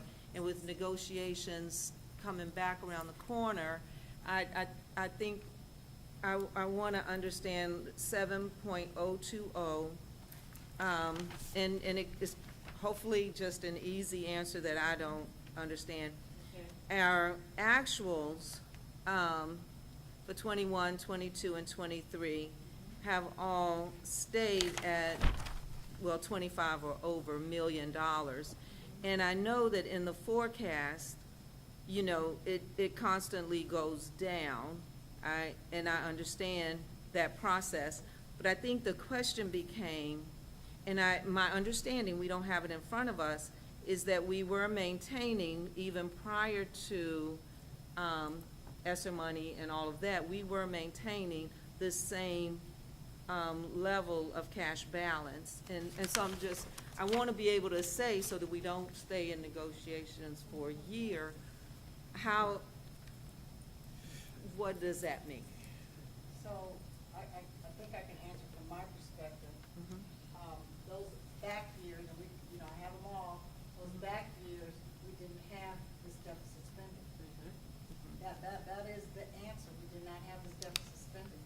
And so when you don't have a deficit spending, you're then able to maintain your cash balance. Another thing that I don't see, Madam Chair. Oh, yes. Comment, okay. Yes. Another thing that I don't see in this, we're talking about money's going out and all the salaries and all the others, but how about an opportunity to attract more students into Trotwood? Because students are revenue sources. And so we don't have to worry about going in the red, like this fast, okay? If we can increase our enrollment, an average student is I would say about $75,000 to $80,000. So if we Eight. Oh, I'm sorry. I thought you said okay. No, I'm sorry, 27. 7 and 8. Okay, but here's the whole thing.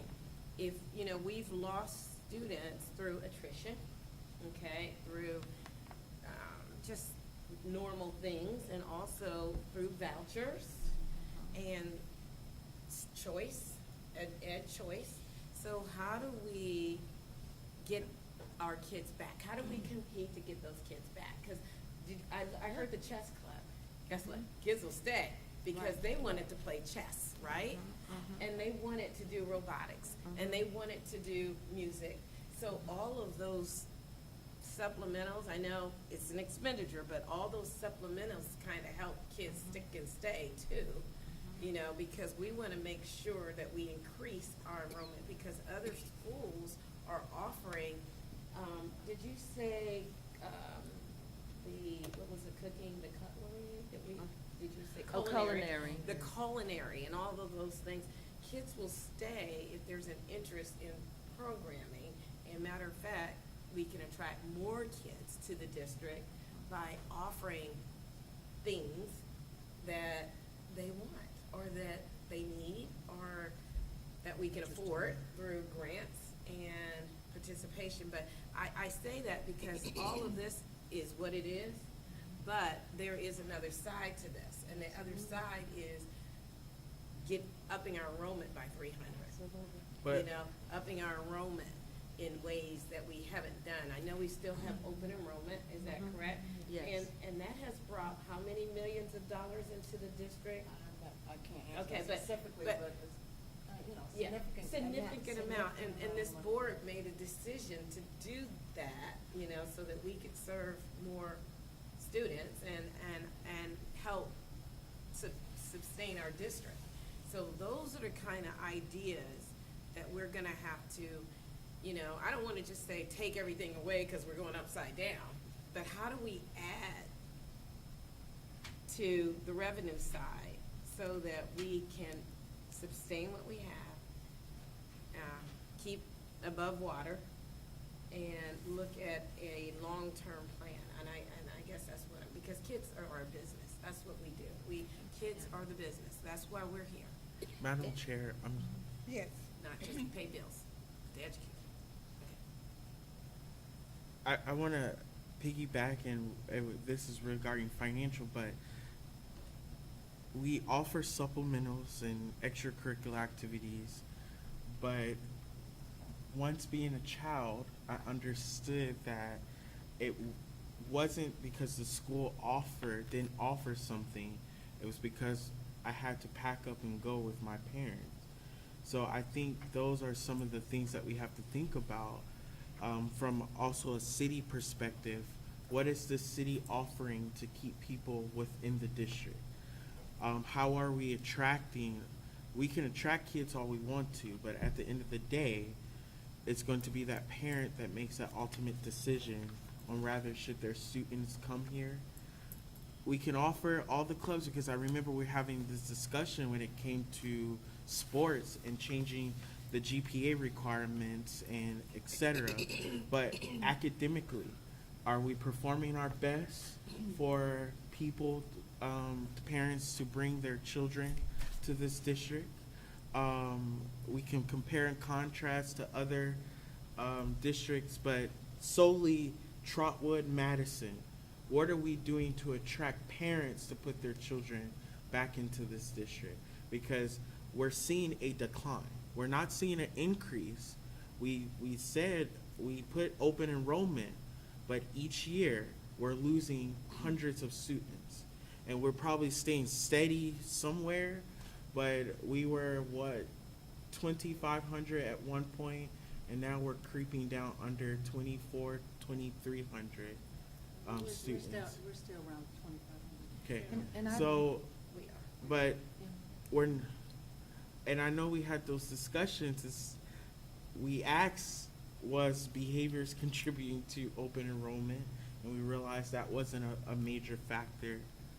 So we have a lot of other questions to ask. I would like to address that. Yeah. I appreciate what you're saying, and you're right. I mean, we are working on, of course, increasing our academics. You know, we did that start of that deep dive yesterday with having Wednesday with having our instructional rounds.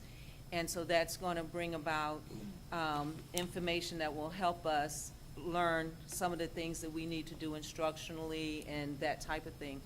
So again, though, those kind of things, because what we will find out is what type of PD do we need to provide for our teachers. It's sort of, you think of it in terms of like medical rounds, they talked about that yesterday.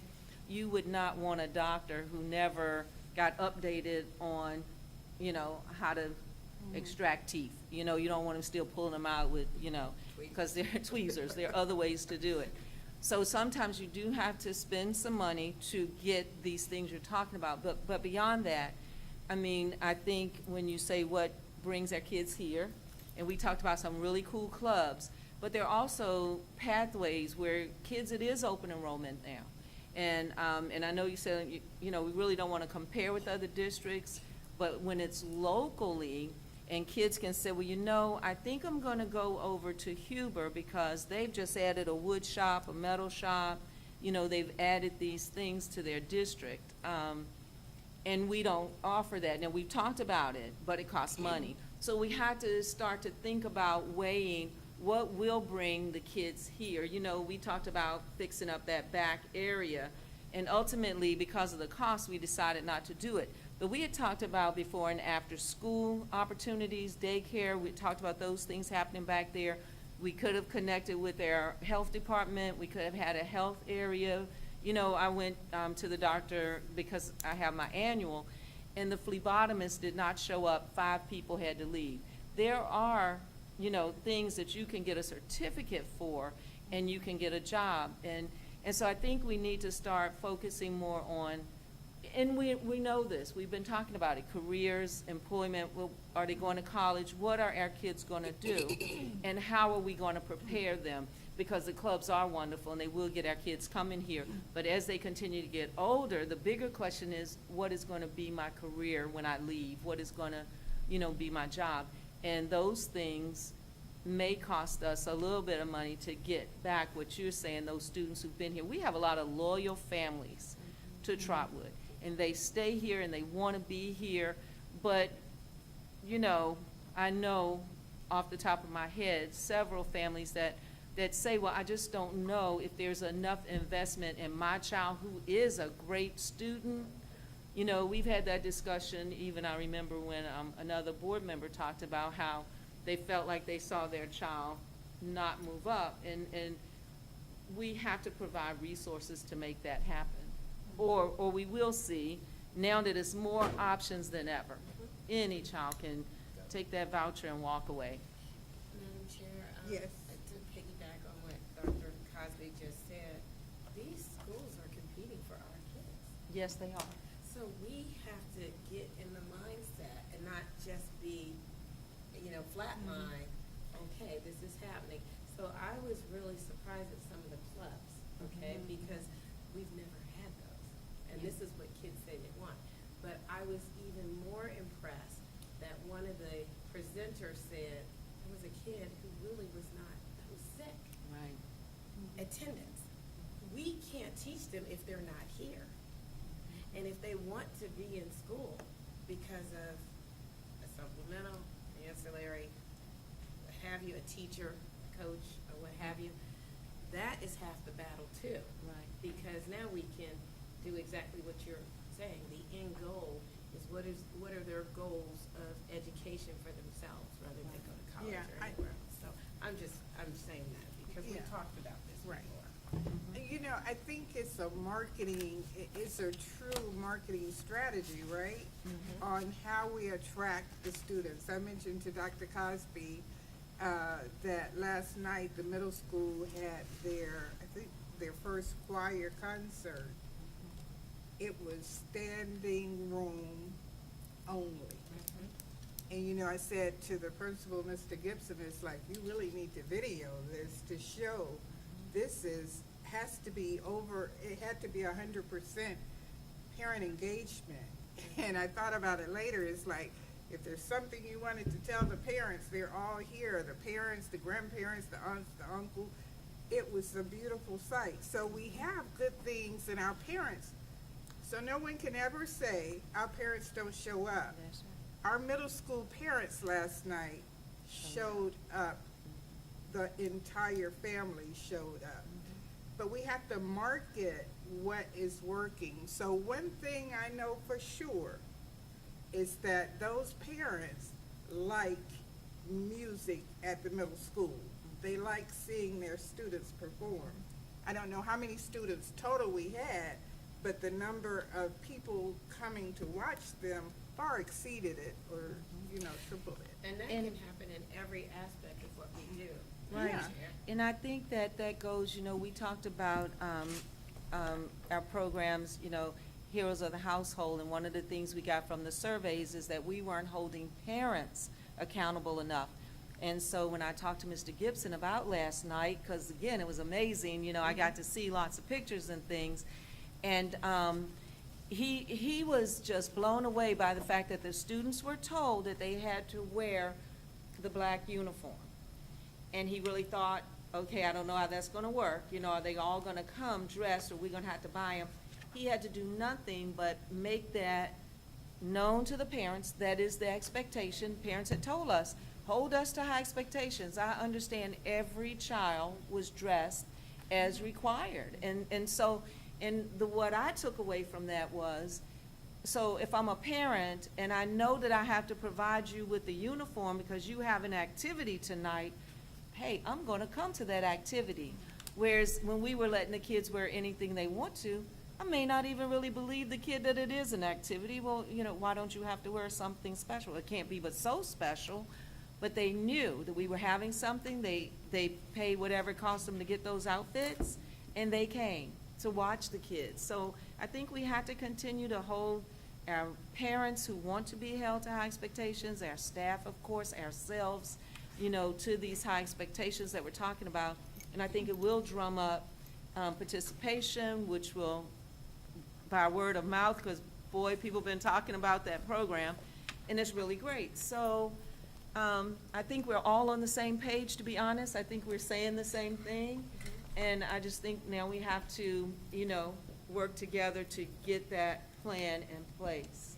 And I only brought it up because I'm not the numbers person, but Miss Allen is, okay? Yes. And when I see these kind of numbers, I don't see lack, I see opportunity. I see, you said we're gonna go broke, okay? According to this, okay, you know what I mean, the numbers are upside down. So what can we do to mitigate that? What can we do solution-based? Right. Not all doom and gloom. Right. But because on the other side of that is opportunity. And that's why I brought it up, Ms. President Buford. Okay, Ms. Allen? So that's all I have this evening. So I have a question. So from the other financing uses, the other financing uses, so from 5 point.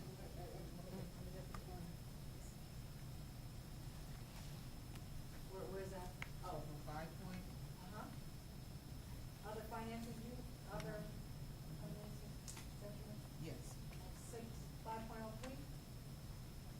all the way to 6.0 in other financing use. And what is that? We don't have any all other financing uses on that. Oh, I'm sorry, that's another. That's the total between operating transfers out and advances out. That's the total other financing uses, that is that. So we project, the transfers out was 1.9 million, and what that is at the end of the year, if you remember, we, have to, the board has to approve any transfers out. So that funds different things that might have gone negative.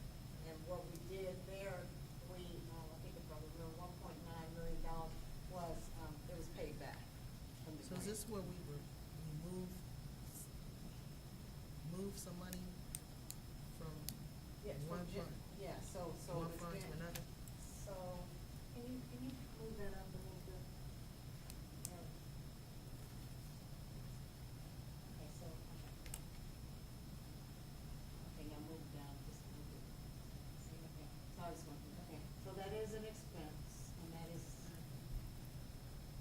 let me check on that. Yeah. Let me just double check that. The transfer, let me check that. I mean, actually, can check it on here because we voted on it in January, so I can tell you exactly what it is. So before we end the meeting, I can tell you exactly what that was. Okay. I'll get back to you before the end of the meeting. I have it right there, as you approved it. Okay. Any other board questions, comments?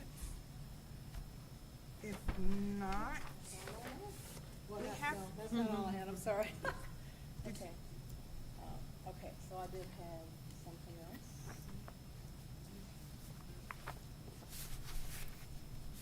Did you cover, you had 3 attachments. I had, I'm sorry, that's presentation, I'm just, okay, I'm good. I'm You're finished good? with my presentation, yes. I've done Okay, so it said information, but you want action on it, right?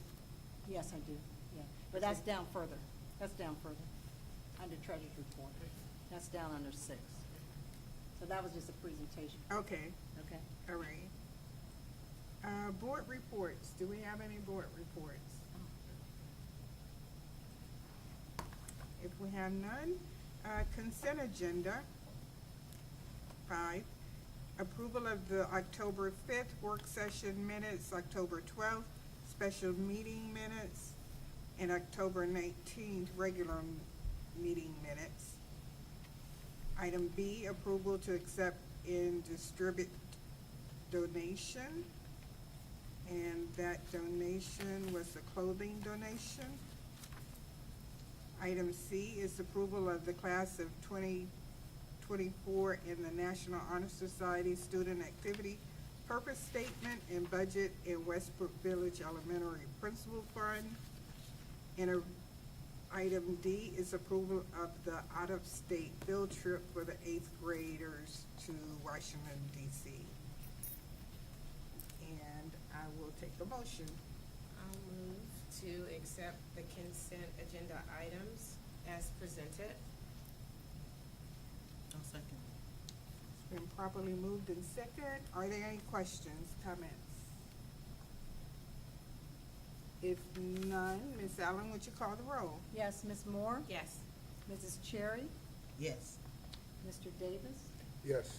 Mr. Anderson? Yes. And Mrs. Jeter Freeman? Yes, the consent agenda items are approved. And now we move to the treasurer's report. Okay, so I would like to ask for approval for the 5-year forecast that I just presented today. And of course, she has information on it. Yeah, it has information, and I know you'll go back through and make sure our board docs is updated with the correct, And it has to be. Yeah, you have to It change- has to be approved today, I didn't Yeah. see. right. So We will we need approve to it. make a change on the agenda to indicate that instead of information only, it's for approval, because this is public domain document. So I make a motion that treasurer's item A, approval for the November 23 5-year forecast, is changed from type information to approval. I second. Okay, it's been properly moved in second that we approve item A, the November 2023 5-year forecast. If there are no questions, Ms. Moore and who second? Mr. Anderson, second. Okay. You ready? Yes, Miss- you may call Miss- the roll. Ms. Moore? Yes. Mr. Anderson? Yes. Mrs. Cherry? Mr. Davis? Yes. And Mrs. Judah Freeman? Yes, the motion for our 5-year forecast is approved. And Now we can do for action for the 5-year forecast. the- The first one was to make the change. okay, so now I'll take a motion to approve item A. I'll move that we approve, accept item A as presented. I second that as stated. Properly moved by Ms. Moore and second by Mr. Davis that we approve now the 5-year forecast. Ready? If there are no comments, you may call the roll. Ms. Moore? Yes. Mr. Davis? Yes. Mrs. Cherry? Yes. Mr. Anderson? Yes. And Mrs. Judah Freeman? Yes. Now the 5-year forecast is approved So as I did have action. 6B? Yes. Amended appropriation for FY '24. The last time I brought a change for the appropriations was on October 19th. I am bringing an increase. I actually, in front of you, there is a piece of paper here that shows from October 19th to November 16th today. So I'll go over the changes. The first one was other grant. We had, in October 19th, 127,000. And now it's 132,000, and we increased that by 5,000. Jill, if I remember correctly, that was for the music. Okay, STEM at Westbrook Village. So we had to increase the appropriation for that. Auxiliary services, we decreased their appropriation by $7,469. We actually have to send that back to the state, $7,469.09, because they did not spend it by the end of June of 2023. So we have to send that money back. So we decreased the appropriation because we only spent the $56,34.45. Auxiliary services is Mother Bruner, so they actually dictate their expenses. We're just a flow-through for them. ESSER funding, we increased that by $615,162.25 because of increased expenses. The IDEA grant or special education grant, we increased that by $168,539.55. Title I school improvement, we again increased that by $61,841.76. That is because we got increased funding.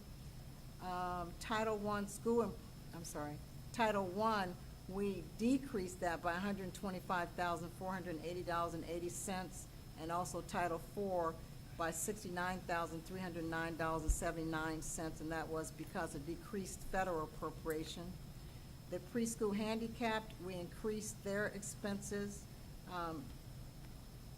because of expenses, the appropriation, $1,938.69, and the last one was improving teacher quality. We decreased that because of the federal appropriation, and that difference was $185,507.78. So on October 19th, the total for all the funds was $57,961,495.66. This new appropriation as of today, November 16th, is $58,426,210.45, and the difference is $464,714.79. So I am asking the board to approve the amended appropriation at this time. All right, I'll take a motion to approve the amended appropriation resolution for 2024. I'll move to approve Treasurer's Report item B as presented for the amended appropriations resolution. Second that is stated. Been properly moved by Ms. Moore and second by Mr. Davis. Ms. Allen, would you call the roll if there are no questions? Ms. Moore? Yes. Mr. Davis? Yes. Mrs. Cherry? Yes. And Mr. Anderson? Yes.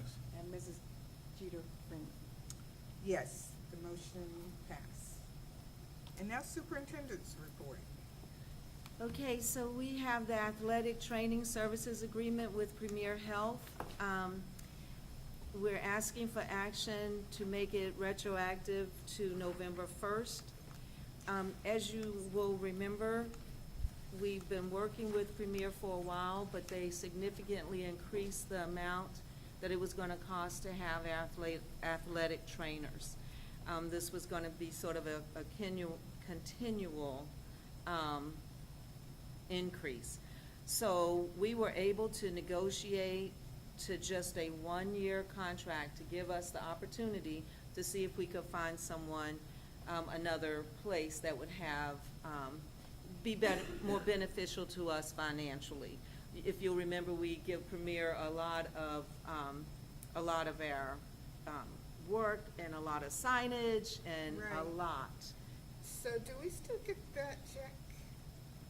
No, and that was the thing, they were gonna stop the check, they wanted us to start paying. And that's what I saw, we are starting to pay 25,000. But we would be paying, that's a lot less. You know, I think that, I should have brought with me what we were doing versus what we are planning to do now. But, Mr. Smith is here, and he can talk to us, if it's okay with you, about why this was such a significant change. I know for me, at the end of the day, they were asking us to continue to pay and to start paying, instead of getting that $70,000 that we were Yeah, getting. 75,000. Right, $75,000. Yes. And you know, they got the signage and all of that. Well, they were taking that out of the contract. So when they came back I thought I saw it in the up. contract, though. I Would thought I you speak still to saw it this? in here that we would have their signage. And this is for, what is it, 1.5 trainer? 1.5 trainers. The sponsorship agreement part is gone, so like the signage on the stadium, Mhm. and they have 3 signs in our stadium, those all Right. will come down in the next 2 weeks. Okay. I left them up during, we were hosting a lot of, playoffs. Okay. Tournament events, so I left them up, but those are coming down, and I'm having conversations with other potential sponsors. Mhm. And then we're gonna put out an RFP, after the first of the year, for, athletic training services. Okay, so Janice, now, that check is what helped our athletic fund over there on the side, your little note, stay out of the black. But they So weren't paying it's us ki- that anymore. That, exactly, that's my point. Right. That's kinda huge. So That's we're, kinda huge if we're not getting that check. They have done away with sponsorship contracts Right. across the board. They Oh, I weren't get gonna that, get- I'm only concerned with Trotwood right now. No, I'm just saying yes. Yes. So all these contracts are just going to be AZ contracts for all school districts. So I am looking at other potential sponsors, naming rights to stadium, the field, that of course the superintendent will bring to the board of education. Okay, so we're looking for someone else to give us that 75,000. exactly. And And we will didn't find have our that own- option with Premier. That's what I think is being lost in translation. Okay. They said, we no longer do that, we're not giving anybody any money for sponsorship. So if you want your athletic trainers, you have to pay for them, and that price was constantly going up. And so, you know, we realized that we have to get out there and Mr. Smith's already been, you know, talking with different, hospitals and things, trying to see if we can do it. But we would have spent a whole lot more money had we entered into the 3-year contract. And so we felt like our best bet was to do a 1-year, try to find someone that'll, you know, support us through signage and all those types of things, rather than to sign off for 3 years on that contract. And Mrs. Jeter Freeman, We're doing discussion. Oh, Yeah, we should, we sorry. shouldn't do We jumped discussion. on that. Oh, yeah, Before- yeah, before the, Before we do took the that motion. until we do the motion, and then we open it up for Yeah, discussion. that's, That's okay, but it was That's such a robust conversation, but I just wanna make sure we're compliant. Right. Okay? Thank you. And we're not, all right? Thank you. Thanks. That was on me. That's okay. I jumped on that. Okay, so, I'd like. I'll move, okay? Ms. Moore moved. Yeah, I'll move to Can I get a accept second? superintendent's report item A as presented. I second that as stated. All right, now, we're gonna retro that discussion we just had. Right. Are there any other comments? There is a comment, okay, and it's a question too, but I think it goes to the superintendent, okay? Is this one of the contracts? Remember, we have all these contracts, you know, we decided as a unified board that we would start having legal take a look at some of these contracts, correct? So, did you carry that out, Yes, Madam indeed. It is Superintendent? signed. Because it was a problem, and all of these little buried, hidden changes were not reviewed until collectively the board said. No, The- our legal but- counsel is on here. Yeah, but I'm just saying, we weren't doing that before, and Right. I'm crediting the superintendent Okay. for carrying out the directive to make sure that all of these are looked at, because this is how we've been losing money over time. So thank you. That's what I'm No saying. problem. Because 1 year, I mean, we've never had just a 1 year. right. Because it was before how many years? 3 years? Yeah, typically Every 3 years. Every three. So that is so important. Right. Yeah, thank you. But then they were giving us money, so. Yeah, but they were also adding in other little Right. slips in there that cost us somewhere, so. And I will say the attorney was impressed because other districts had tried to get a 1 year and we'd only heard of maybe one other, but we held fast. Yes. And we were able to do this because they don't want us to do it. They wanted us to do the 3-year and to continue to pay more and more each year for less. Yes, So, that's good work. yeah, thank you. Yeah. Thank you. Any other comments, questions? I think we can, call the roll now, Ms. Allen. I think I'm back on track. You okay? We're good. Thank Okay, you. I'm sorry, let me get back to. Okay, Ms. Moore, Yes. Mr. Davis, Yes. Mrs. Cherry, Yes. Mr. Anderson, Yes. and Mrs. Jeter Freeman. Yes, the motion passes. And now we will move to, Personnel items, agenda. yes. So, I would like to present the personnel agenda, as we've changed it. So, we've already talked about that early on. So A1, so what we're doing now is, looking at the certified personnel agenda, Agenda A. A1 is a recommendation for the approval of the following certified resignations for the 23-24 school year. A2 is a recommendation for the approval of the following certified after-school tutors for the 23-24 school year. A3 is a recommendation for approval of the following certified academic supplementals for 23-24 school year. That is BLT, IAT, LPDC. A3 continues. A3 continues. A4 is a recommendation for the approval of the following certified academic advisor supplementals for the 23-24 school year.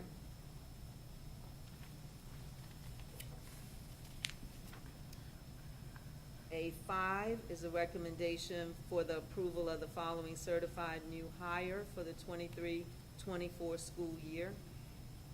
A6 is a recommendation for the approval of the following certified staff to be used on an as-needed basis for the 23-24 school year.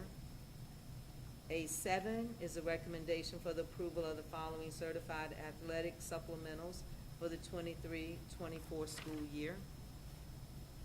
Now we move to our classified personnel agenda, Agenda B. B1 is a recommendation for the approval of the following classified new hires for the 23-24 school year. B2 is a recommendation for the approval of the following classified resignations for the 23-24 school year. B3 is a recommendation for the approval of the following classified after-school workers for the 23-24 school year.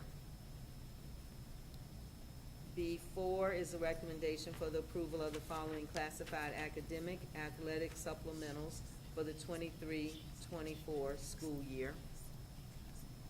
B5 is a recommendation for the approval of the following classified staff to be used on an as-needed basis. B6, recommendation for approval of the following classified termination for the 23-24 school year. Okay, I'll take a motion to approve the personnel agenda, and then we'll have discussion. I'll move to accept the superintendent's item for personnel as presented. I second. Okay, comments, discussion? Yes, huge comment, huge discussion. We opened the meeting with changes to Right. the agenda. The changes to the agenda was to take the supplementals off, and that would have Right. been A4, A7, and B4. Right. Until we get the information that's And we requested would by the take board. action on So we A7. cannot take action on those items according to Right. the changes in the Right. agenda. I don't know if it was just an oversight. No, that's what I said Yeah. before I started Yeah. reading, but I did review Yeah, them. But so- I'd already said as we had made those changes. So what, I just want really. Well, if We you can would clarify it. Okay. Yes. Yes. Okay, so, we do have a motion on the floor, and as we vote, we need clarification on those items, which is A4, A7, and B4, Madam Chair, with the exception of those. A4, A4, A7, B4. A7. Because that was the changes to the agenda when we Right. opened the meeting. Right, A4, A7, and B4. B4. Yes.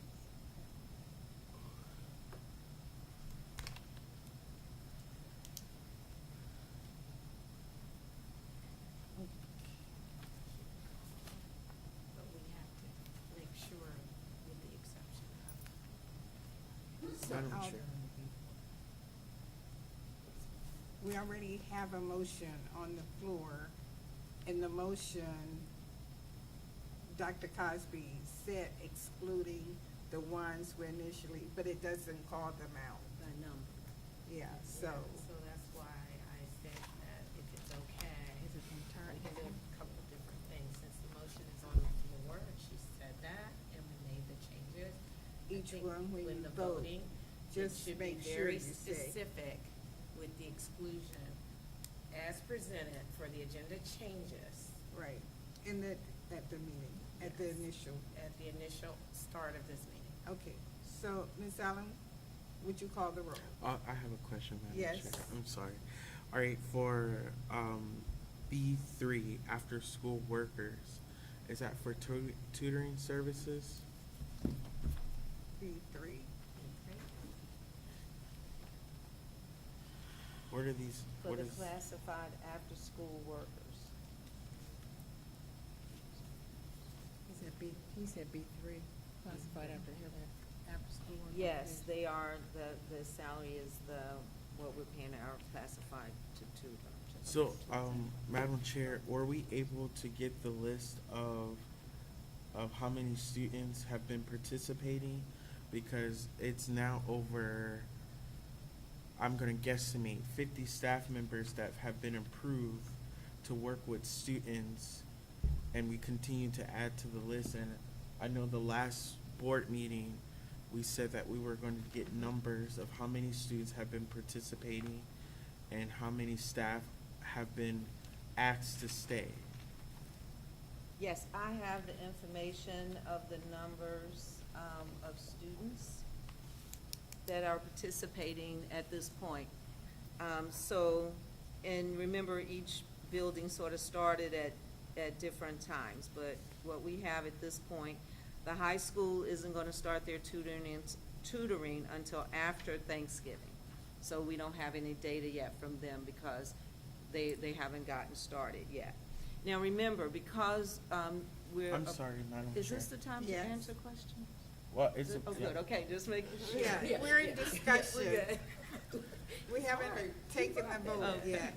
So No. we're in discussion. So I just wanted to, the reasons why tutoring was delayed, because I know our last board meeting, early October, we were a week out from that starting. That's what it was told from the audience. Okay, so, I'm sure each building has to get to the students that need it and then to get it all signed up and set up. I did want to remind you that because a person is approved does not mean, and we have discussed this already, that they will automatically get paid. They get paid based on the fact that they have tutored students. And, you know, we said that that number would have to be more than one or two unless the student's needs required that type of attention. So I just wanted to be clear that that's what we had already said. So what we have at this point, Westbrook Village has 107 students participating in after-school tutoring. Trotwood Middle School has 40 to 50 students who are constantly coming on a consistent basis. They also continue to call other students who signed up, because if you'll remember when they had their open house for parents, they had about 100 students who said they wanted to attend, but so far only 40 to 50 have been coming.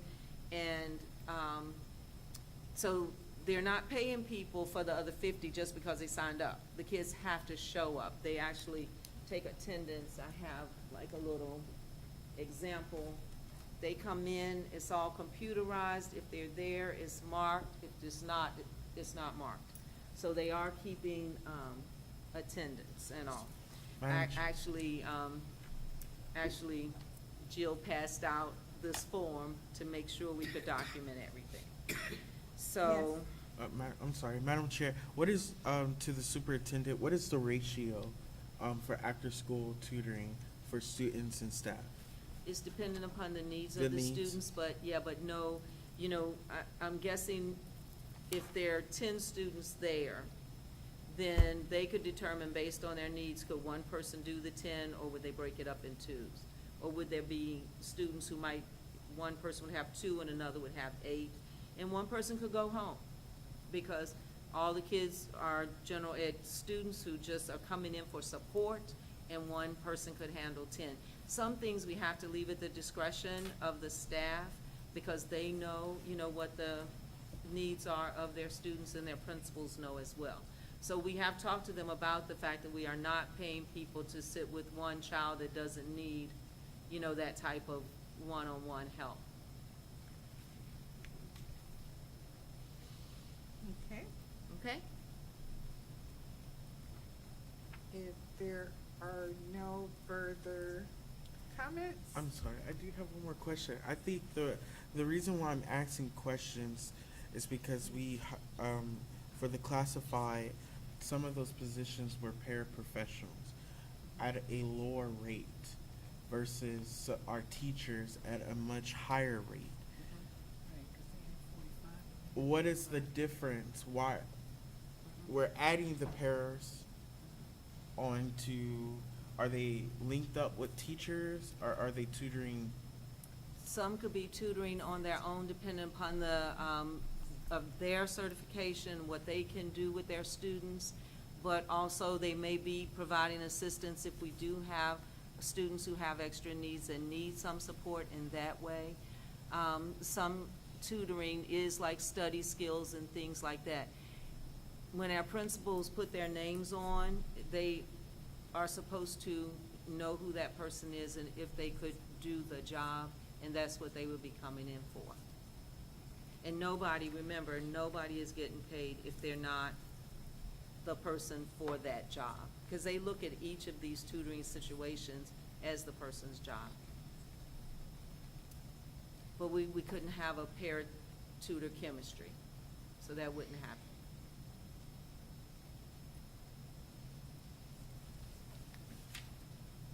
Okay. So can I make sure I clarify what you guys are voting on? We're voting on we're gonna vote on A1, A2, A3, A5, A6, B1, B2, B3, B5, and B5. And so A4, A6, and B4 are not included. I thought it was A4, A7, and B4. Yes, say that again. A4, A7. A7, And look at 4. And B4, okay, so I have to, okay, yeah, I meant A7. Is that what you said? I meant A7. Yeah, when you read through the ones we were approving, you were right. Okay. All right, yes. Okay. All right. Are we ready to vote? So you can call the roll. Ms. Moore?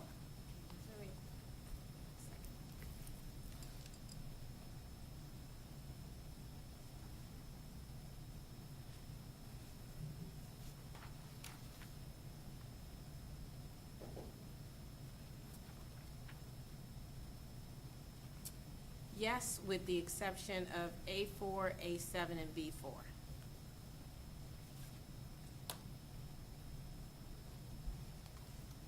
Okay, Mr. Anderson? Yes, with the exception of A4, A7, and B4. Mrs. Cherry?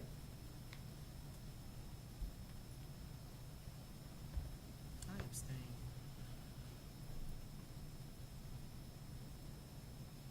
Mr. Davis?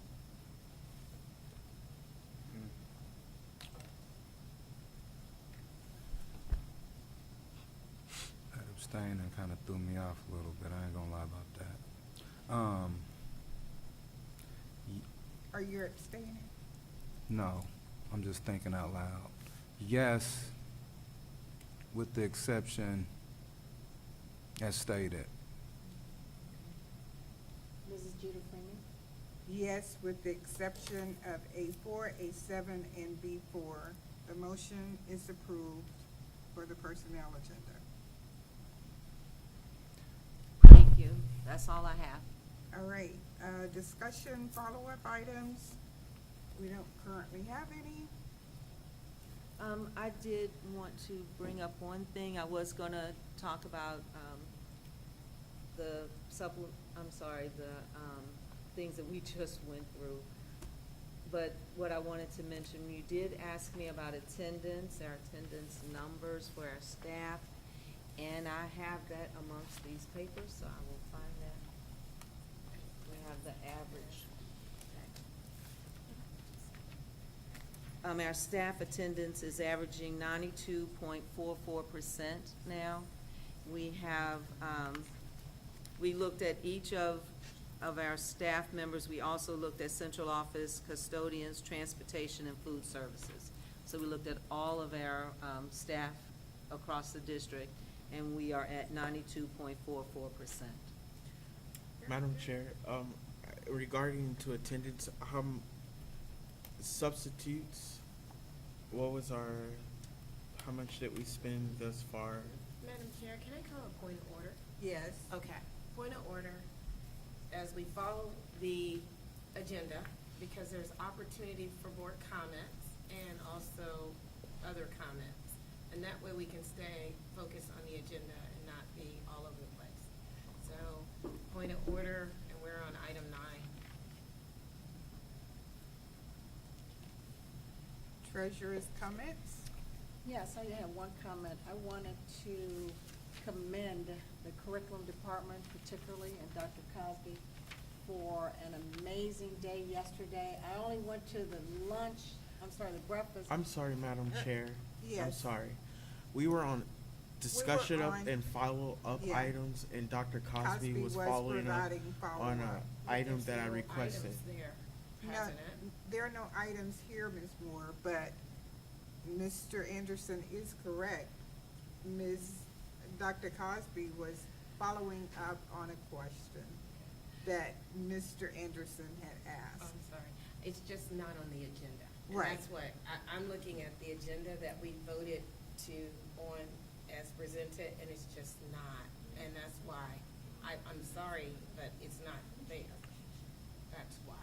And I know we all have comments, and during the comments, we can ask questions too, but there's nothing there. I'm willing to Okay. entertain those questions and comments. If you would, thank you.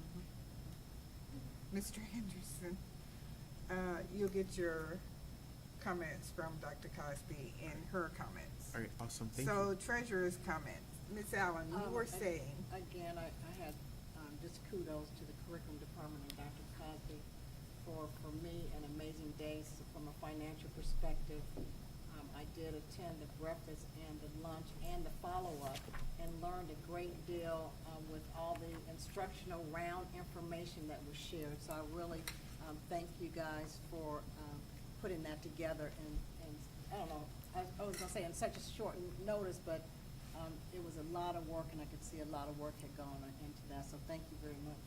Thank you. okay, Dr. Cosby, superintendent's comments. Okay, I would like to start my comments by talking about National Scoring Day, where we took students to a student leadership conference on mental health and wellness. We took 10 students to Columbus, and my understanding is it went really well, that they learned a lot. They really liked being involved in leadership, which I know is something that we've been trying to make sure, we focus on for our students.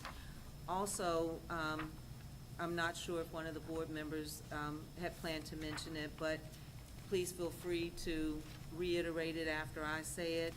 I do think we need to remember and keep the families in our prayers over the accident that happened for the Tuskegee Valley Local School District.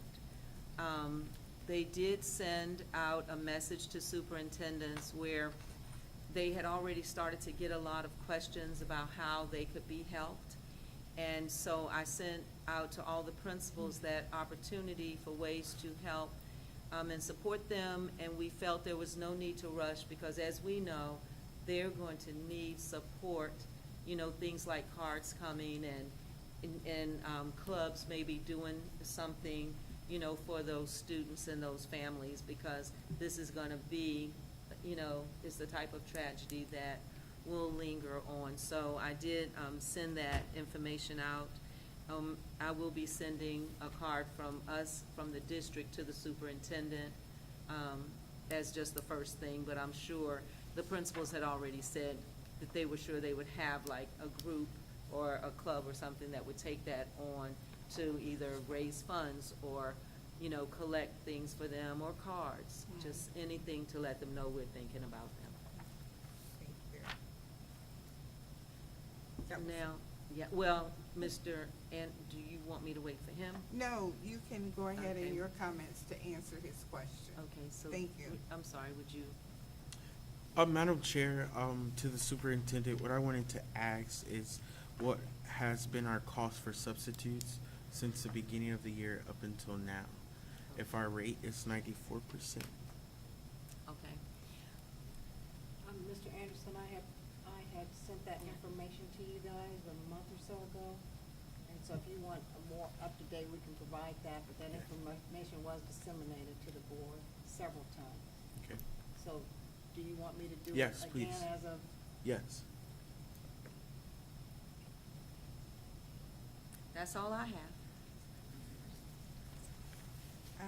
A student representative had homework, Ms. Faith.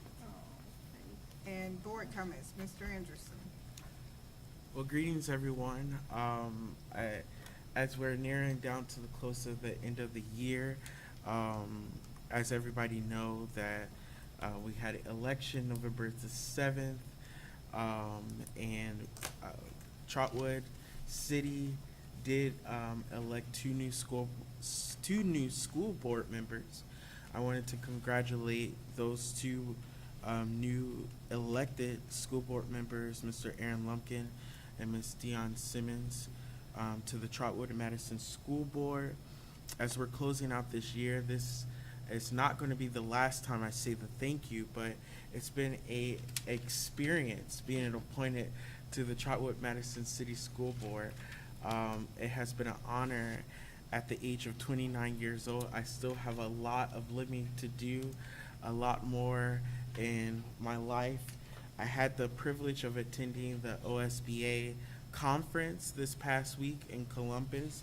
It was awesome to network and awesome to sit in a session in regards to the baby boomers, millenniums, Gen X, Gen Z, and talk about the comparisons and contrasts to where do people fit in those categories and how are we making the schools appropriate to meet those different generations, and how are our baby boomers and millenniums meeting the needs of our Gen Zs and whatnot.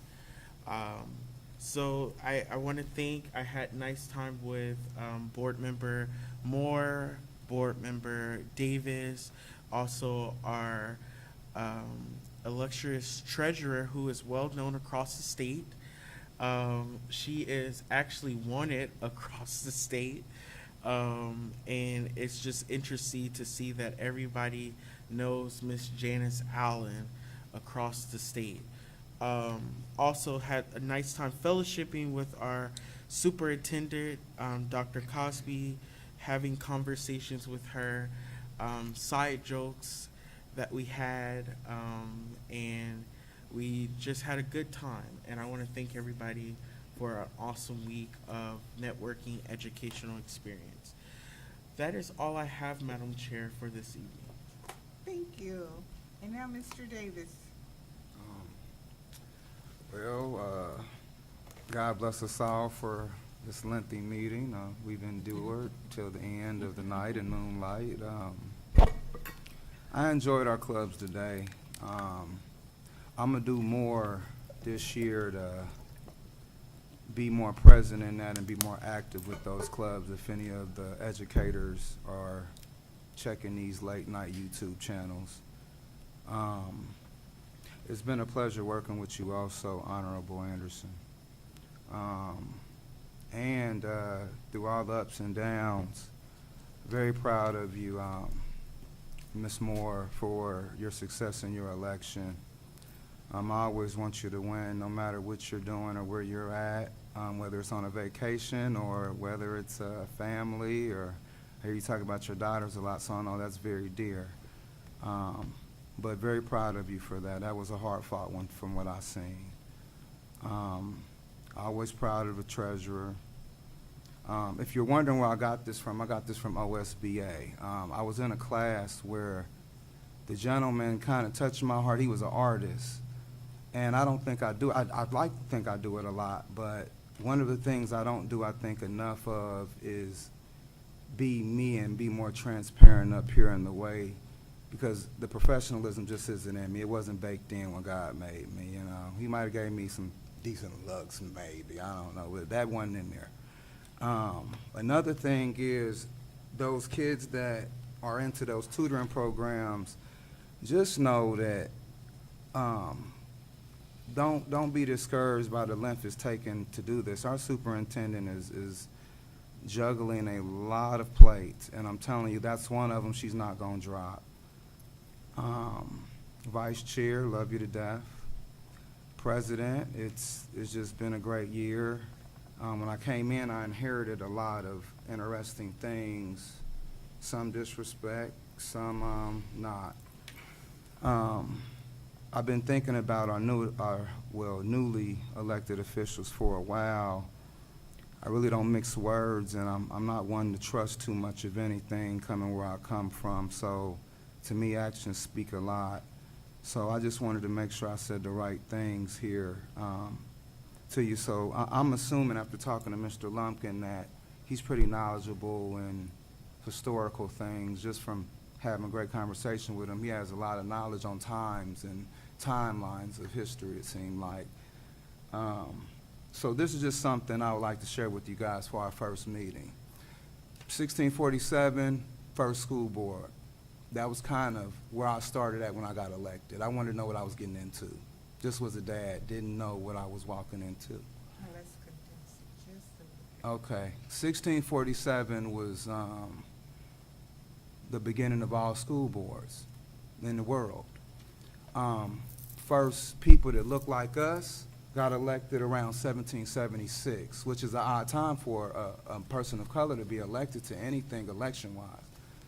So when I looked at that, and then I looked at when Trotwood was founded in 1901, I put it all together, and I just started realizing that we're a very historical place to be. And when you see suburbs that look like this with so much prisms of color and education, from certifications to education and trades, all I can say is welcome home. This is where you guys belong. The table's been set since I got here for you guys to get here. I've been fighting this whole time. If you don't believe me, run the tapes back. You will see me fighting. You might even see me cursing. I try to always think about the children when I'm around, because, like, again, you're going to hear me say I lack decorum and professionalism, but it's helped me thrive. I just want to say and take this time, because it's so important when I first meet people, for that elevator pitch, to know that I cannot wait to work with you guys, and we're going to do so many great things together. We're so much stronger with you guys as gifts from God. You all have different ones, we all do. He just bakes them in like that. And I can't wait to be a vessel to combine with you guys to really, really work with these children. I've heard about you guys. I've even ran into people just on the streets. Nothing but positive stuff no matter where I go. I'm the only one that seems to always think about being a realist and contingency issues or nepotism, whatever it could be, right, that you deal with in the workforce. But our relationships will grow, and you will learn to see that even though you don't know me, you will grow to look at me as a sibling from another mother or father as we get to grow into this. And you can ask Madam Chair and the rest of them.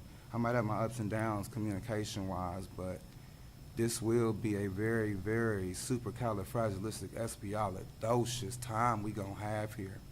So y'all get ready for this. Get your seatbelts on. I won't be the driver. She's gonna be the main driver here, our pilot for this great vacation that we gonna have the next year or two with you guys. But again, our city is gonna love having you guys. I just can't wait to get y'all sworn in so I can really open up to you. Cause I'm funny like that. I'm waiting to get sworn in before I really get the porn. Then they're gonna look and be like, he taking too much time again, you know what I mean? So I digress. Thank you guys for this. And again, let's just work on respect for each other, everybody, and not do all this stuff where I have to look at everything a different way and then be all long-winded on purpose just to prove a point, you know. But love you guys to death, and I hope you guys see that and that this is just me being real. I digress. I'm sorry to everybody who has a problem with me taking all day. But just know we sacrifice a lot to be here. I don't know what we all sacrifice. Some of us have even sacrificed our school board's positions. Some of us have sacrificed appointments. I don't know, but all I know is that I love this city. I'm coming from Dayton, and I just can't wait to get you guys here. It's really, really important that I work with you guys and set this tone up front. And just thanks again for this time. My bad, y'all. And Ms. Moore. Thank you. I'm going to be short and sweet, if I may. Congratulations on your election, and welcome to Trotwood-Madison City Schools. Look forward to having you on the DS. I want to talk a little bit about OSBA. I attended it with Dr. Cosby, as well as Janice, Mr. Anderson, and also Mr. Davis. It was amazing. It was awesome. It was one of the best. I've been here for 18 years. I have to say. And there were so many new board members, like they won yesterday, okay?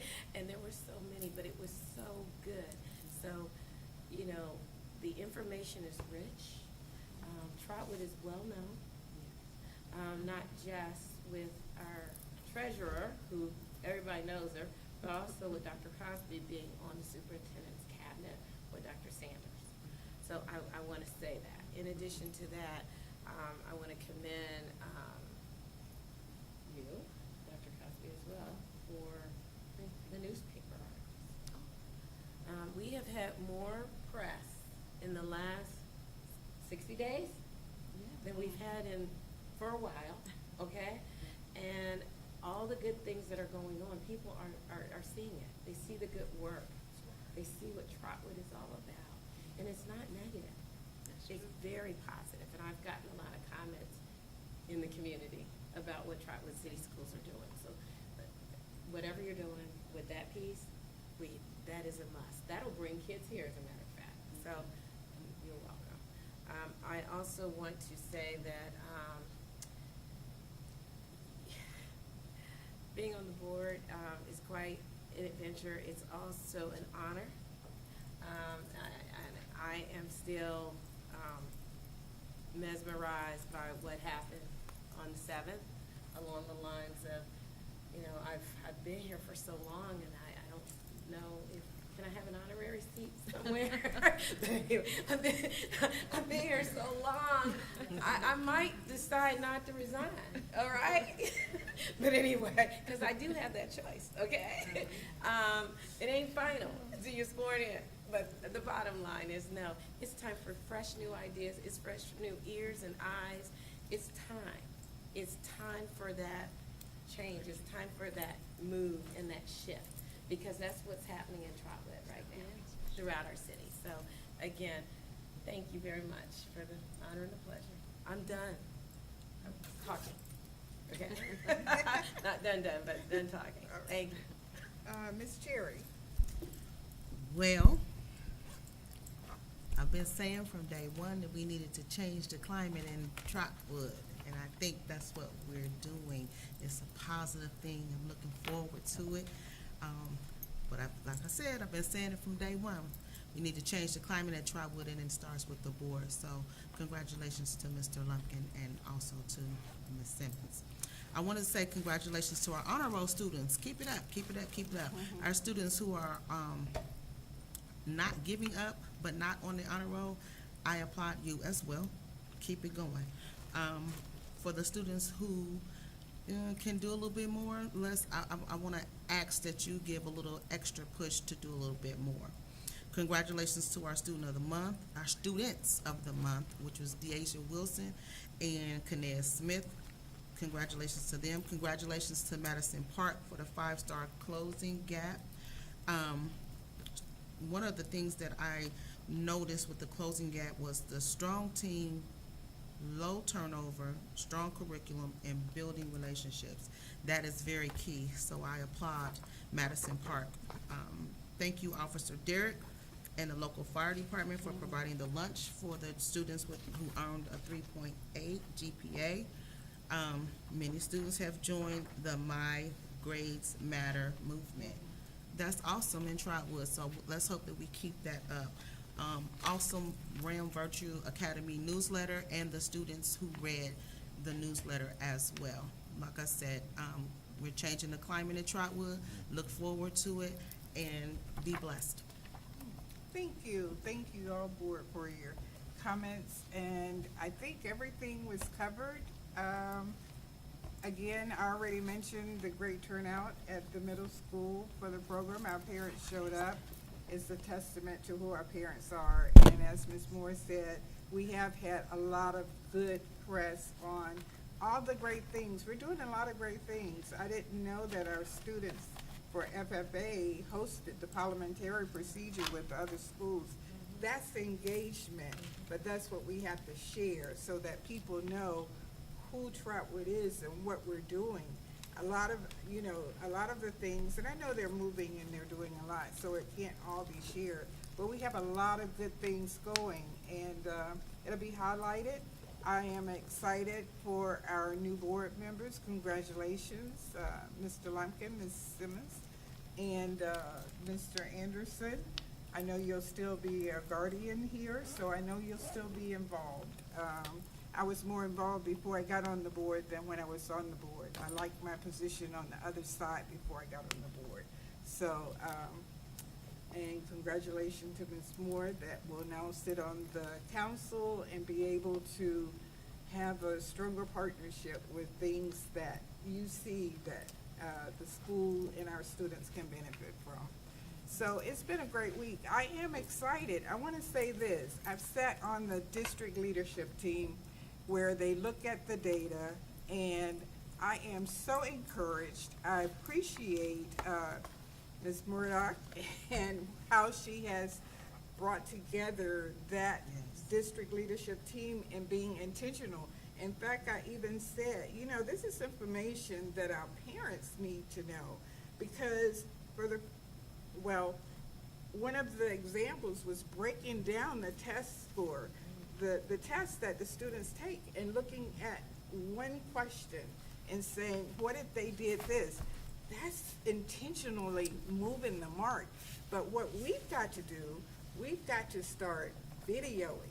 So our heroes of the household, we can have it in person, but make that option so that people can join in live and still be a part of it.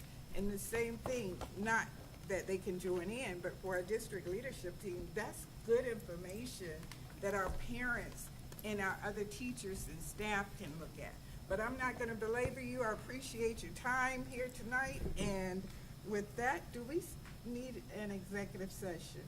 We do need an executive session. We do. Plus Okay. it's on the agenda. With that, I'll take a motion to move into executive session at 8:22. I'll move to accept the executive session as presented on the agenda. I second. With that, Ms. Allen, would you call the roll? Yes, Ms. Moore, Yes. Mr. Anderson. Yes. Mr. Davis. Yes. Mrs. Cherry. Yes. Mrs. Jeter Freeman. Yes, we will now enter into executive session at 8:28. No action will be taken. 8:23. 8:23. It's close.